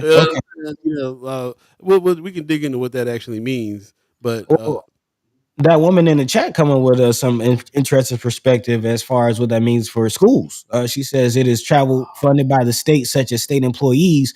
She also says the UCLA sports team have said they have enough alumni funds to pay for sports travel on their own, but for schools who may not, maybe that Husker game might get canceled. That's That's quite interesting. Also in the chat, Mayor Sanchez asking what other states are on the list. Not quite sure, but it apparently includes half the country. That woman says there are 26 states on California's list. They made a law a few years ago prohibiting travel to states that violate human rights. Bro, how much you want to bet there are a whole bunch of southern states on that list? I mean, half the country, man, half the country. So yeah, it would be interesting to see exactly which states California looks at as violating human rights. Like Brooke says, these are wild times right now. I heard that. We might need to get back to California, Brooke, get some of them reparations, and then we have to choose a side around here. Mama God says, "Good morning, happy season 6, First Sky fam. Have not been able to log in until today, but I missed you all. Missed Hey, you too, Mama God. Appreciate you coming back. I'm glad everything went well with you and your situation over there, and that you're back with us. Appreciate that very very much. Love that the fam is all back together here. That's great." Ms. Everfeld says there are exceptions such as federally required events, important training that can't be obtained virtually, and commitments made prior to the law. okay. I wonder if Nebraska has any travel bans anywhere. Hmm. Hmm. That'd be interesting to know about. Said more than half the states. I'm still trying to find out if see a list of some of these other states, but I don't really Yeah, see yeah. If you can find that, that'd be interesting. That definitely would be interesting. Yeah. I definitely want to dig into this more. I want to find out more. See what see other things that are. See what that actually means is what I'm trying Right, to say. right, Yep, right. yep. Zane Uh, says, good morning, buddy. How you doing? hey, the dude. The dude. Yeah, man. But let's go ahead and pivot. We got Mama God on here, so that's kind of teeing up this next story, talking about Big Mama's Kitchen. Hey, Hey, of course, the namesake or the face of it, Miss Patricia Barron, also known as Big Mama, of course, passed away a few years ago, but her daughter Gladys is definitely carrying on her legacy. And one of those legacies is, again, hiring people who are previously struggling, people coming out of, situations that aren't ideal, to say the least. Talking about those who are formerly incarcerated. And this article is, again, shining light on that. One of the things that we like to do, taking a page out of the Omaha Stars book as far as telling about the good things going on in the community. So big shout out to Miss Gladys and the whole Big Mama crew over there. yeah, thank you, Paul. But she says it was something my mother was very passionate about. There were members of her own family who needed to be given a second chance, and people at the restaurant do here order of giving folks second chances and hiring the formerly. This article is really jacking you up this time, bro. Yeah, you cutting out. This is something that Big Mama was really passionate about, hiring formerly incarcerated people, and Miss Gladys is carrying on the tradition, is what I'm understanding. Yes, yes. And again, through the years, she says we've had employees who are formerly incarcerated that went to Metropolitan Community College and got their associate's degree. Some of our employees went on to Bellevue and got bachelor's degrees and have wonderful careers in the culinary field. So, Nice. yeah, this is something that we're all about as far as recidivism, as far as, giving those who are formerly incarcerated opportunities to get a leg up. Again, we would like to remind you that Nebraska is still the second most overcrowded prison system in the country, still in the middle of an overcrowding emergency, and still planning on building 2 new prisons. First in the country now. We moved to first. And I was out, it's funny you said that. I was going to correct myself in the middle of it, and I haven't seen anything. It just feels like, okay, at some point we got it, because we haven't done anything to fix this. So the problem has to be getting worse. Yeah. I read that we moved to first. I forgot where I read it, but I'll find it. Man, so now more than Alabama. Shout out to Diane Good Collins with the Metropolitan Community College reentry program. We're going to be doing some work with them, but I do know that they partner with organizations like Big Mamas to get people who are coming out to hook up to get to the job situation, and it's a blessing coming. It's a real blessing when they can find companies that will do that. So they hold Big Mamas in high regard over there at the reentry program at MCC. And and yeah, it is a definite, it's a when you think about it, it's a bold move. It's a definite thing. It really is different from a lot of what everybody thinks you ought to be doing. Mm-hmm. So yeah, shout out to them, man. Well, Mr. Harris says Big Mama just came out with a branded seasoning for sale. Big Mama seasoning. That's what's up. Okay, okay. Miss Yes, yes. God is doing big things. Love that. So shout out to Miss Gladys for continuing on that tradition, man. We get over there and get some Big Mamas here pretty soon too. Yeah. Oh, for sure. Also, shout out to Heartland Workforce Solutions. They'll be hosting a seminar, so this is something to look out as we will be getting into a more extensive HAPS later on. But on July 26th, so that's next week, Heartland Workforce Solutions will host a seminar for area companies intended to show local businesses how they can tap into the traditionally unemployed and underemployed. So, other companies interested in doing the same, maybe if any of you out there and the chat own companies and are interested in maybe using some of your workforce to help those out, maybe check this out again. That's on July 26th. Heartland Workforce Solutions. Okay. Well, that's a good segue into the HAPs here. We can start talking a little bit about what else is coming up, what some other Yeah, dates that you need yeah. to drop down there. Also, we're changing the HAPs up a little bit. We're going to try to we're going to try to push. We're going to try to make the HAPs more accessible. How we're toying around with this idea of doing a text message of HAPs that are going on that week. That's one idea that was been being thrown around. Creating some kind of calendar that you can go to just specifically to see what's going on and keep up with the HAPs. I don't know how effective it is for us to be doing the HAPs on the show. Are you guys like taking a minute and jotting down some notes on some stuff, or how does it work for you? Because obviously the idea is for us to be talking about bigging up the things that we think you need to be checking out, and for you guys to do the same, letting us know about what's going on around town that you're going to go to. We kind of would love to get more information on that. We'd love to get more ways that you can benefit from the HAPS segment. How does it work for you? Love to hear about that, and also just getting information from you. Like we just kind of toss it out there. What are you guys going to be doing? Let us know about some things, but we kind of want to really we want to move into this little bit of like an RSVP kind of situation. Like let us know so we can count numbers about how many people are showing up to this or showing up to that or what's going on. We want to kind of know, who's going to what and what's happening and what you guys like, so that we can kind of affect a little bit of a we can put our influence a little bit on what to bring here, what to actually make happen here, things Mhm. that you guys will come out and go to. So at first, I'm always talking to Chad Chimers about this, but I'm also talking to ghost listeners about it, and anybody else who you think you guys talk to about what's going on around town. Let us know.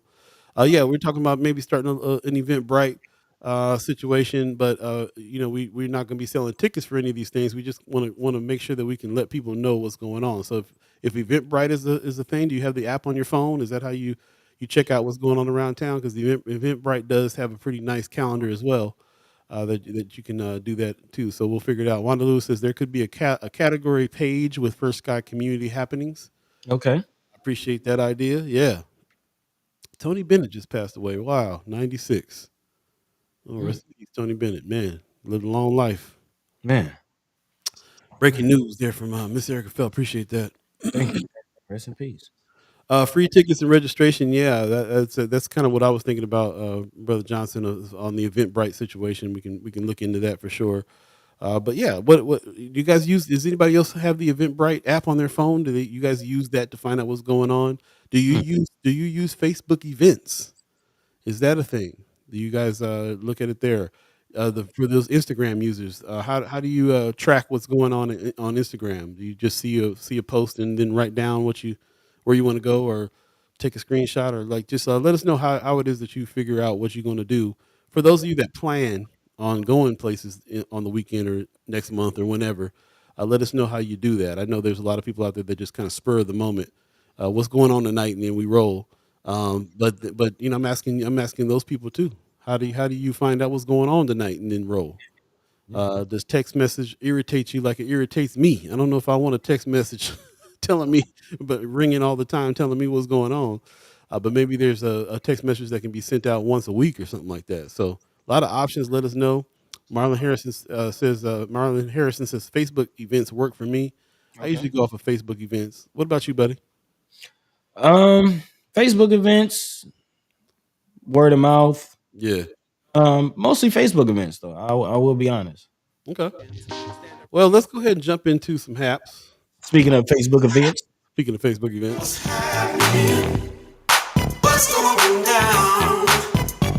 All right, all right. Look at that, 8:45. You believe in the concept of time. We had a whole 15 minutes to do that. We did good this time. yeah, man. We gonna play more of the song now. All right, ladies and gentlemen, time for us to talk about all these things that are coming up. This next weekend is about to be thick with stuff. So here we go. Let's definitely do it. Oh man, I don't even know where to begin on this. You ready? Omaha Days, of course, is happening. There's so many things going on with Native Omaha Days. I'll put up the main flyer first. This is from the Native Omaha Days. This is the Native Omaha Days Parade. It's the official NativeOmahaDays.org. As you can see, our man, our senators, Terrell McKinney and Justin Wayne, are supposed to be coming through and doing some presentation. They're like grand marshals or something like that for this. So that'll be dope. July 29th is when all this stuff is starting. This is the weekend that we're talking about. There's so much is going on. Shout out to Vicky Young and her efforts to put these things together. Come honor our legacy. There's gonna be something on Brother John Beasley. Rest in peace. Connect with friends. Celebrate our culture. North 30th Street, Lake to Sprague. So Lake Street to Sprague Street. That's when the Native Omaha Days Parade is happening on North 30th. That's interesting. What do you feel about North 30th, the parade being on 30th Street? I like it. Do you? Yeah. More space. Of course, 30th is wider than 24. Yeah, that's true. Yeah. Yeah. I mean, I like it. I'm not passionate about 30th Street no more though. I don't know how to why I don't know. But I think that's not the best thing. You know what I mean? I think we shouldn't just focus on 16th and 24th. There's 30th, there's Ames, there's still major thoroughfares that, shouldn't be left in the dust. Should be also invested in. And there's business owners and families and histories, excuse me, along those lines, That's true. Yeah. What's going to happen once side note, I saw the sign on timeout fail. I don't know if it failed, if it was pulled down or but it's the quote unquote sign of the times, pun intended. So what is going on with the future of 30th Street? I don't want to see the Spencer projects become something else that has no bearing, no relationship, no impact on the community. So I would still like 30th Street to be remembered. 30th Street feels like a ghost town to me, bro. That's exactly. So let's not just let that happen. If anybody got that timeout sign up, I'll put it on my wall. Let me know where's that. Oh, okay. That woman says the wind blew it down. Okay. All right, wind. Well, yeah. Thankfully, nobody got hurt. Timeout is still open right now, so it's we're talking about it like it's closed, but there'll still be a line out there. It's not closed quite yet. Yeah. See, that's when I saw that sign down. I was like, okay. You getting caught up in your windows open. 30th Street was my introduction to Omaha. That woman says. Wanda Lewis says, but all the vendors and entertainment will be on 24th Street. Brooke is saying it needs to be on 24th Street. I feel like the parade needs to go down the historical district myself. But you're right. It's a wider street. Hopefully we can generate some more north side. You're right. We're just concentrating on one region all the time, but it is what it is. But anyway, this is where the parade is this time around. So we'll be out there. Go ahead. Also, I will say I think 24th will have a bunch of barriers and stuff in it again. So it'd be kind of hard. Yeah, that's be kind of hard to have a parade down 24th. I don't like them barriers out there and all them cops. I don't like that. Speaking of this weekend, though, there's a lot going on with Native Omaha Days. Of course, this is like the season of the festival. I'm not even gonna really talk about what's going on with Maha. I don't know anybody going to Maha. Let me know if you're going to Maha though. Who's performing? Bro? I think Bright Eyes is the only band that I know, and then Mean Streets on another stage. They're the only two names I've recognized personally on it. So a lot of indie rock this time around. But we do have our festivals going on here too on July the 26th, actually, which is in a few days. The Gospel Fest is happening, and first name I see on there is Danny Cleveland, who's one of my favorite singers. Danny Cleve getting down. So it's going down Morning Star Baptist Church, 2019 Burdette Street. Love offering accepted for the Native Omaha Club Inc. Scholarship Fund and future events. So they're going to be a little bit of a fundraiser as well. So yeah, this is going down. The Gospel Fest, Minister John Lucas hosting. Native Omaha Club Inc. presents. So this is the Native Omaha official event going on here, July the 26th at 6 p.m. It's going to be happening. Danny Cleveland, Carol Jean Pierce, Charity Gospel, Rapper Zone, New Era Baptist Choir, Salem Spirits in Movement and Shouts of Praise, Omaha Mass Choir featuring Jay Terrell. So lots of talent going to be on this stage right here. So that's going down. That's one festival happening. Another festival happening in town is the Noma Fest. Yep. Mom call him Loves Jazz. I'm gonna call him Loves Jazz. We talking about Noma right there on 24th and Lake. They've been doing some big things with this, man. They have stage outside and all kinds of stuff going on. Ron E. Beck, who's a legendary musician out of Omaha, that's been doing stuff with major bands around the world, is coming through. Of course, Richie Love, Preston Love Jr.'s son, is going to be featured here. This is going to be 2 days, 27th and 28th. All this stuff is going down. So that's 2510 North 24th Street, Old Love's Jazz Spot. Live music festival supporting Noma in our community. So this is also a fundraiser for Noma. Sounds like there'll be some vendors, some food and refreshments, and all that good stuff. DJ Ray Ray from Miami, Florida is coming through. Okay, that's what's up. Trying to get out of there. Spence Jr. versus Crawford fight telecast is going to be happening after concert with VIP purchase. So Okay. there's a place you can watch the fight after the show if you get a VIP ticket. And as you can see, there's some tickets up there. They even got the tickets on the flyer here. Single day pass, $20.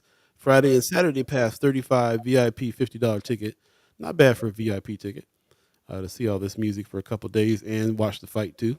So might be an option there. Noma Fest going on July 27th and 30th. Shout out to those cats over there doing that. Yeah. There was a North Omaha Child Care Village flyer that went up Saturday, July 29th, 2023 from 11 to 3 in the NECC parking lot. That's 3200 North 30th Street. Join NECC during Native Omaha Days at the inaugural North Omaha Child Care Village. This event brings awareness to the child care providers, community organizations, and other partners who support the children and families of North Omaha. I believe Miss Erica Felt put this in the chat. Did you put that in the chat? Remind me if you did that or not. I'm not sure if you did. I can't remember where I pulled it. It was on the Friends of First Sky Omaha page though. But lots of people down here that are supporting this here. The community partners, lots of community partners, including some of my favorites. IB Black Girl, like the Charles Drew Foundation, and yeah, lots of people down here. Heart Ministry Center is a part of this, so that's what's up. And it's going to be for the kids. Come on down, 11 to 3, North Omaha Child Care Village. Get to know your local child care providers. Miss Erica Feld, let us know if you're a part of this. I'd love to see you represented down there as well. So that's a good one. It's a good one to be paying attention to. Like I said, all these are in the First Sky Omaha Friends of First Sky Omaha page. You can scroll down and check those out. This is another one too. Two nights of Divisible happened over at the Benson Theater. It was a blockbuster hit for us, and Man. if you missed it, then you can see it again at the Culture House. And this is happening on July 27th. That's 7 to 9 Thursday, July 27th at the Culture House. You know where it is, 3014 North 24th Street. Definitely check out Divisible. We talked to Shamika last night, ran into her at an event, and we talked about what she was doing with this film and how heavy it is. This now got into a film festival, so it got accepted into a film festival. I predict it's going to win some awards.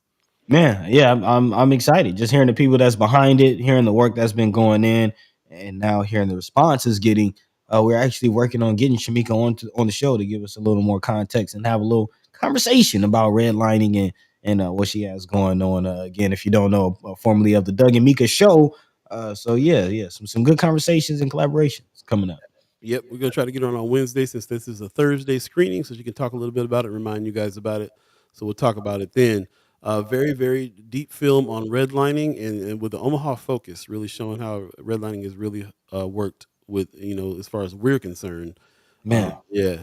Jump into the chat real quick because everybody's kind of talking about it. That woman says we went to the old Spalding, now Tommy T's. Later, my WIC office was there. The meat store was on 30th. The jitney stand was there, etc. My son skateboarded in the Juneteenth parade when it was on 30th. So she's talking about a few, little history there. That's what's man, up. Dairy Queen used to be over there, man. It used to go down on 30th, man. I mean, that's what I'm saying. It feels like a ghost town now, but you know what I'm saying? Stage 2. I mean, there's so many things that closed down over there, and so many things that are now up that we don't really frequent much anymore.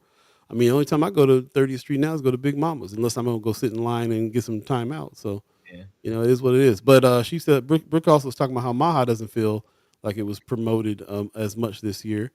I think it was in certain circles, is what I'm seeing. Hmm. Hmm. She also says Millworks Common Next Foundation is hosting an open house to share their vision of meeting the mental health needs of undeserved community members via the expressive arts therapies. Man, thanks for letting us know about that, Brooke. Do us a favor, put that flyer on Friends and First Sky Omaha if you would. Love for you to let us know about that. Appreciate that. Ms. Erica Phil says, yes, there are 14 community child care programs being highlighted. 3 of them are in-home child care businesses. That's what's up. Appreciate that. Pop says 24th Street is the street of dreams. I think it should always be held there until it can't be. Otherwise, it would be like moving the New York Macy's Day Parade to New Jersey. That's how I feel about Hmm. Okay. it. We got a historical district now. It's the Deuce. And if you're going to do a parade, it just seems more appropriate for me. Ms. Erica Fell says she declined. I feel it's for Native Omaha days and don't want to divert shine as I am not from North Omaha. I do serve families from North Omaha. Okay. I think you could have been a part of it, but I hear what you're saying.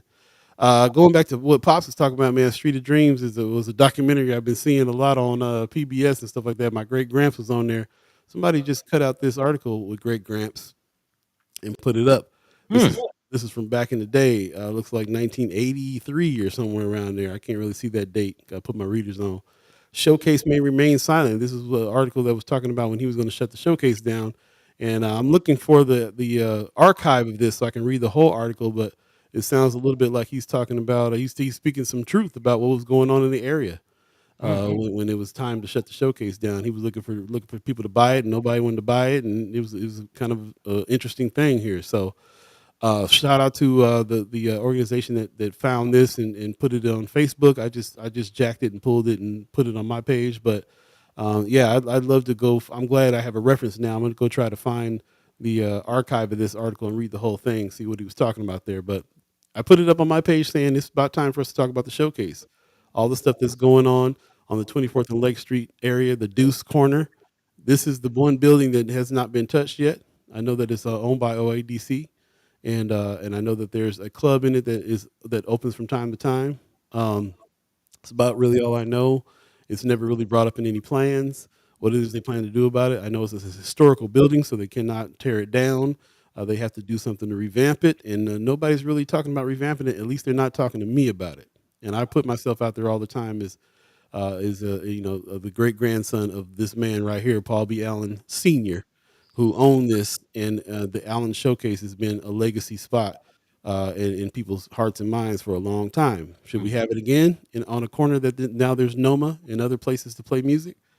It's a good question. I don't know if I'm going to be the person anymore that does anything with it, but maybe. Who knows? We'll see. It really depends. But it's a legacy situation. And it needs to be talked about.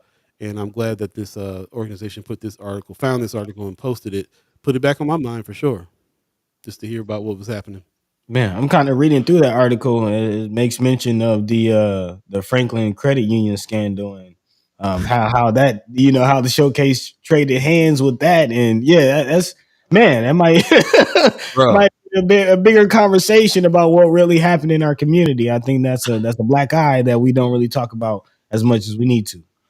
I'm glad you brought that up. Yeah, we'll definitely have to find the archive of that and check it out. Man, Tonight over at the Benson Theater, the F Cancer thing is going down for Tracy Shat. She's a chat timer. She came and hung out with us with her wheelchair with the hot pink wheels on it, and we had a really good time hanging out with her at the Chad Chimers Kickback. Shout out to Tracy Shat, who is our Tracy Shot. I always say that wrong. Tracy Shot is how you say her name. She's been battling cancer. She's been trying to hit some milestones with some cancer. She just hit a milestone, and now she's gonna have a celebration. It's actually happening tonight. It's kind of a semi-private public thing. You can drop by if you know her and say what's up. There's gonna be a couple bands playing, some good drinks flowing. F Cancer event. man, She's like, man, she's battling. She's a fighter, and we love. She's a local poet that we all know and love. She's in the community strong. She's a Chad Chimer and a friend. So if you happen to be out and about, you want to drop by and say what's up to her and party a little bit, do that. She'll be at the Benson Theater tonight, 7 o'clock. Also at the Benson Theater, coming up, get your tickets because this stuff goes fast right here. You all know about Verbal Gumbo. With Love, Felicia will be in town, and her and Michelle Troxler are teaming up again for the Omaha Days edition of Verbal Gumbo. This is happening Thursday, the 27th. So this is coming up very soon too, and we're gonna have a good time. Get your tickets early on that. Go to bensontheater.org and go ahead and get your tickets for Thursday, July 27th to check out Verbal Gumbo. This show usually sells out because it's an annual event, and Felicia flies back into town from I think she's in Philly, Yep. so she flies back in from Philly to do this. And you guys remember the magic over there at the House of Loom when Michelle Trosclair and Felicia and With Love Felicia gets down on the Verbal Gumbo tip. Lots of poets. I'm sure Tracy Schott will be there as well. And we usually have the poet laureate there. I mean, everybody comes out for this. So spoken word, poetry, music event, very entertaining event. Everybody knows the legacy of Verbal Gumbo from the legacy of these two women that has been putting this on. And With Love Felicia is the godmother of poetry here in Nebraska. And so, we love that she's gonna be back in town and have a good time with her on Thursday. So check that out too. It is 9 o'clock, so I'm gonna shut that down. But thanks for everybody that joined us. I did find one picture of that crazy dome out there in Las Vegas, man. If you can think about driving down the street and seeing that in front of you, Man, yeah, bro. I can't wait to get out there and see it. I'm mad I didn't think of it. They built this huge dome and it's all projection. And they can do they have I saw a picture with the moon. It was the moon at one point. It was a big eye in the sky at one point. So like Vegas doing it big. They're doing it Dubai big right here with this one. And so yeah, definitely definitely check out the construction of that if you're interested in seeing something wild. But yeah, if you can imagine driving down the street and seeing this. man, man. Can you imagine world war of the worlds with this kind of technology available, man? Yeah, dude. Oh man. Oh man. Yeah, you can't even trust your eyes nowadays. Ooh. Yeah, that's so funny that you saw all that stuff and was like, nah, that's fake. That ain't even real. Yeah, dude. Pops, you That's can't the see it. It's big, but you can't. It ain't big enough for Pops to see out his front door. So we'll have to see it for ourselves to get confirmation that it exists. All right, man. We gonna get out of here, bro. Appreciate you. You guys are still talking about school. That's what's up. I appreciate you guys continuing that conversation there. Like I said, if you miss any parts of the show, go back and check it out in its entirety and read the chat. We'll definitely pick up this conversation about the schools. Definitely pick it up. So that's what's up. Shout out to Miss Erica Felt. She also is like yelling F cancer. She's man. cancer free and can't stress enough about how happy we are about that diagnosis that she got there. She went through. We went through it with her, and now she's cancer free, and that's what's up.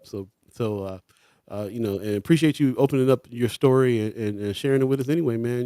That's how we bond and get close, and that's how we learn how to figure things out for ourselves if it ever happens to us. So, Yeah. yeah, I really appreciate you. Brooke said Vegas got the worst schools in the world. Well, Mm. what are you gonna do? Charter schools, maybe. We'll see. Anyway, we'll continue that conversation another time. Buddy, you got some words for the people? Man, as always, appreciate the support, appreciate the love. I've been enjoying seeing a lot of the chat chimers in person. So, again, take care of yourselves, man. Definitely take care of yourselves. Let's live a life together. Whatever you do, all these events, make sure you get out there, be safe, have fun, and we'll be seeing you next time. Yeah, that's what's up. Thanks to the Umaha tribe elders for allowing us to be on this land and speak while we're here. Thanks to our elders for allowing us to speak before them. And thanks to you, the chat chimers, allowing us to speak with you on all these very important subjects today. The important subjects of school and school choice has dominated the conversation. Go back and check it out in its entirety on Facebook or YouTube. Hit the like and subscribe, all that good stuff. And hit us up. Buddy is in town now for another week. We're definitely going to be around Native Omaha Days. Man, I forgot to ask you guys about Jazz on the Green last night, but we'll come back to that later. But you guys have a good weekend. We didn't really talk about anything going on this weekend, but we're all geared up for next yeah, weekend. But take care of yourself. If there's anything happening this weekend you think we ought to know about, throw it in Friends of First Sky Omaha. We'll be checking that all the time. So, yeah.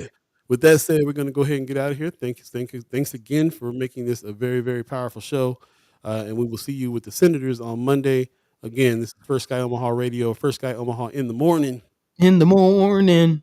I'll be the dove, Buddi3 Da Gawd, chat chimers, ghost listeners, radio listeners. We're out. See ya. Peace. By the way, Vanglorious.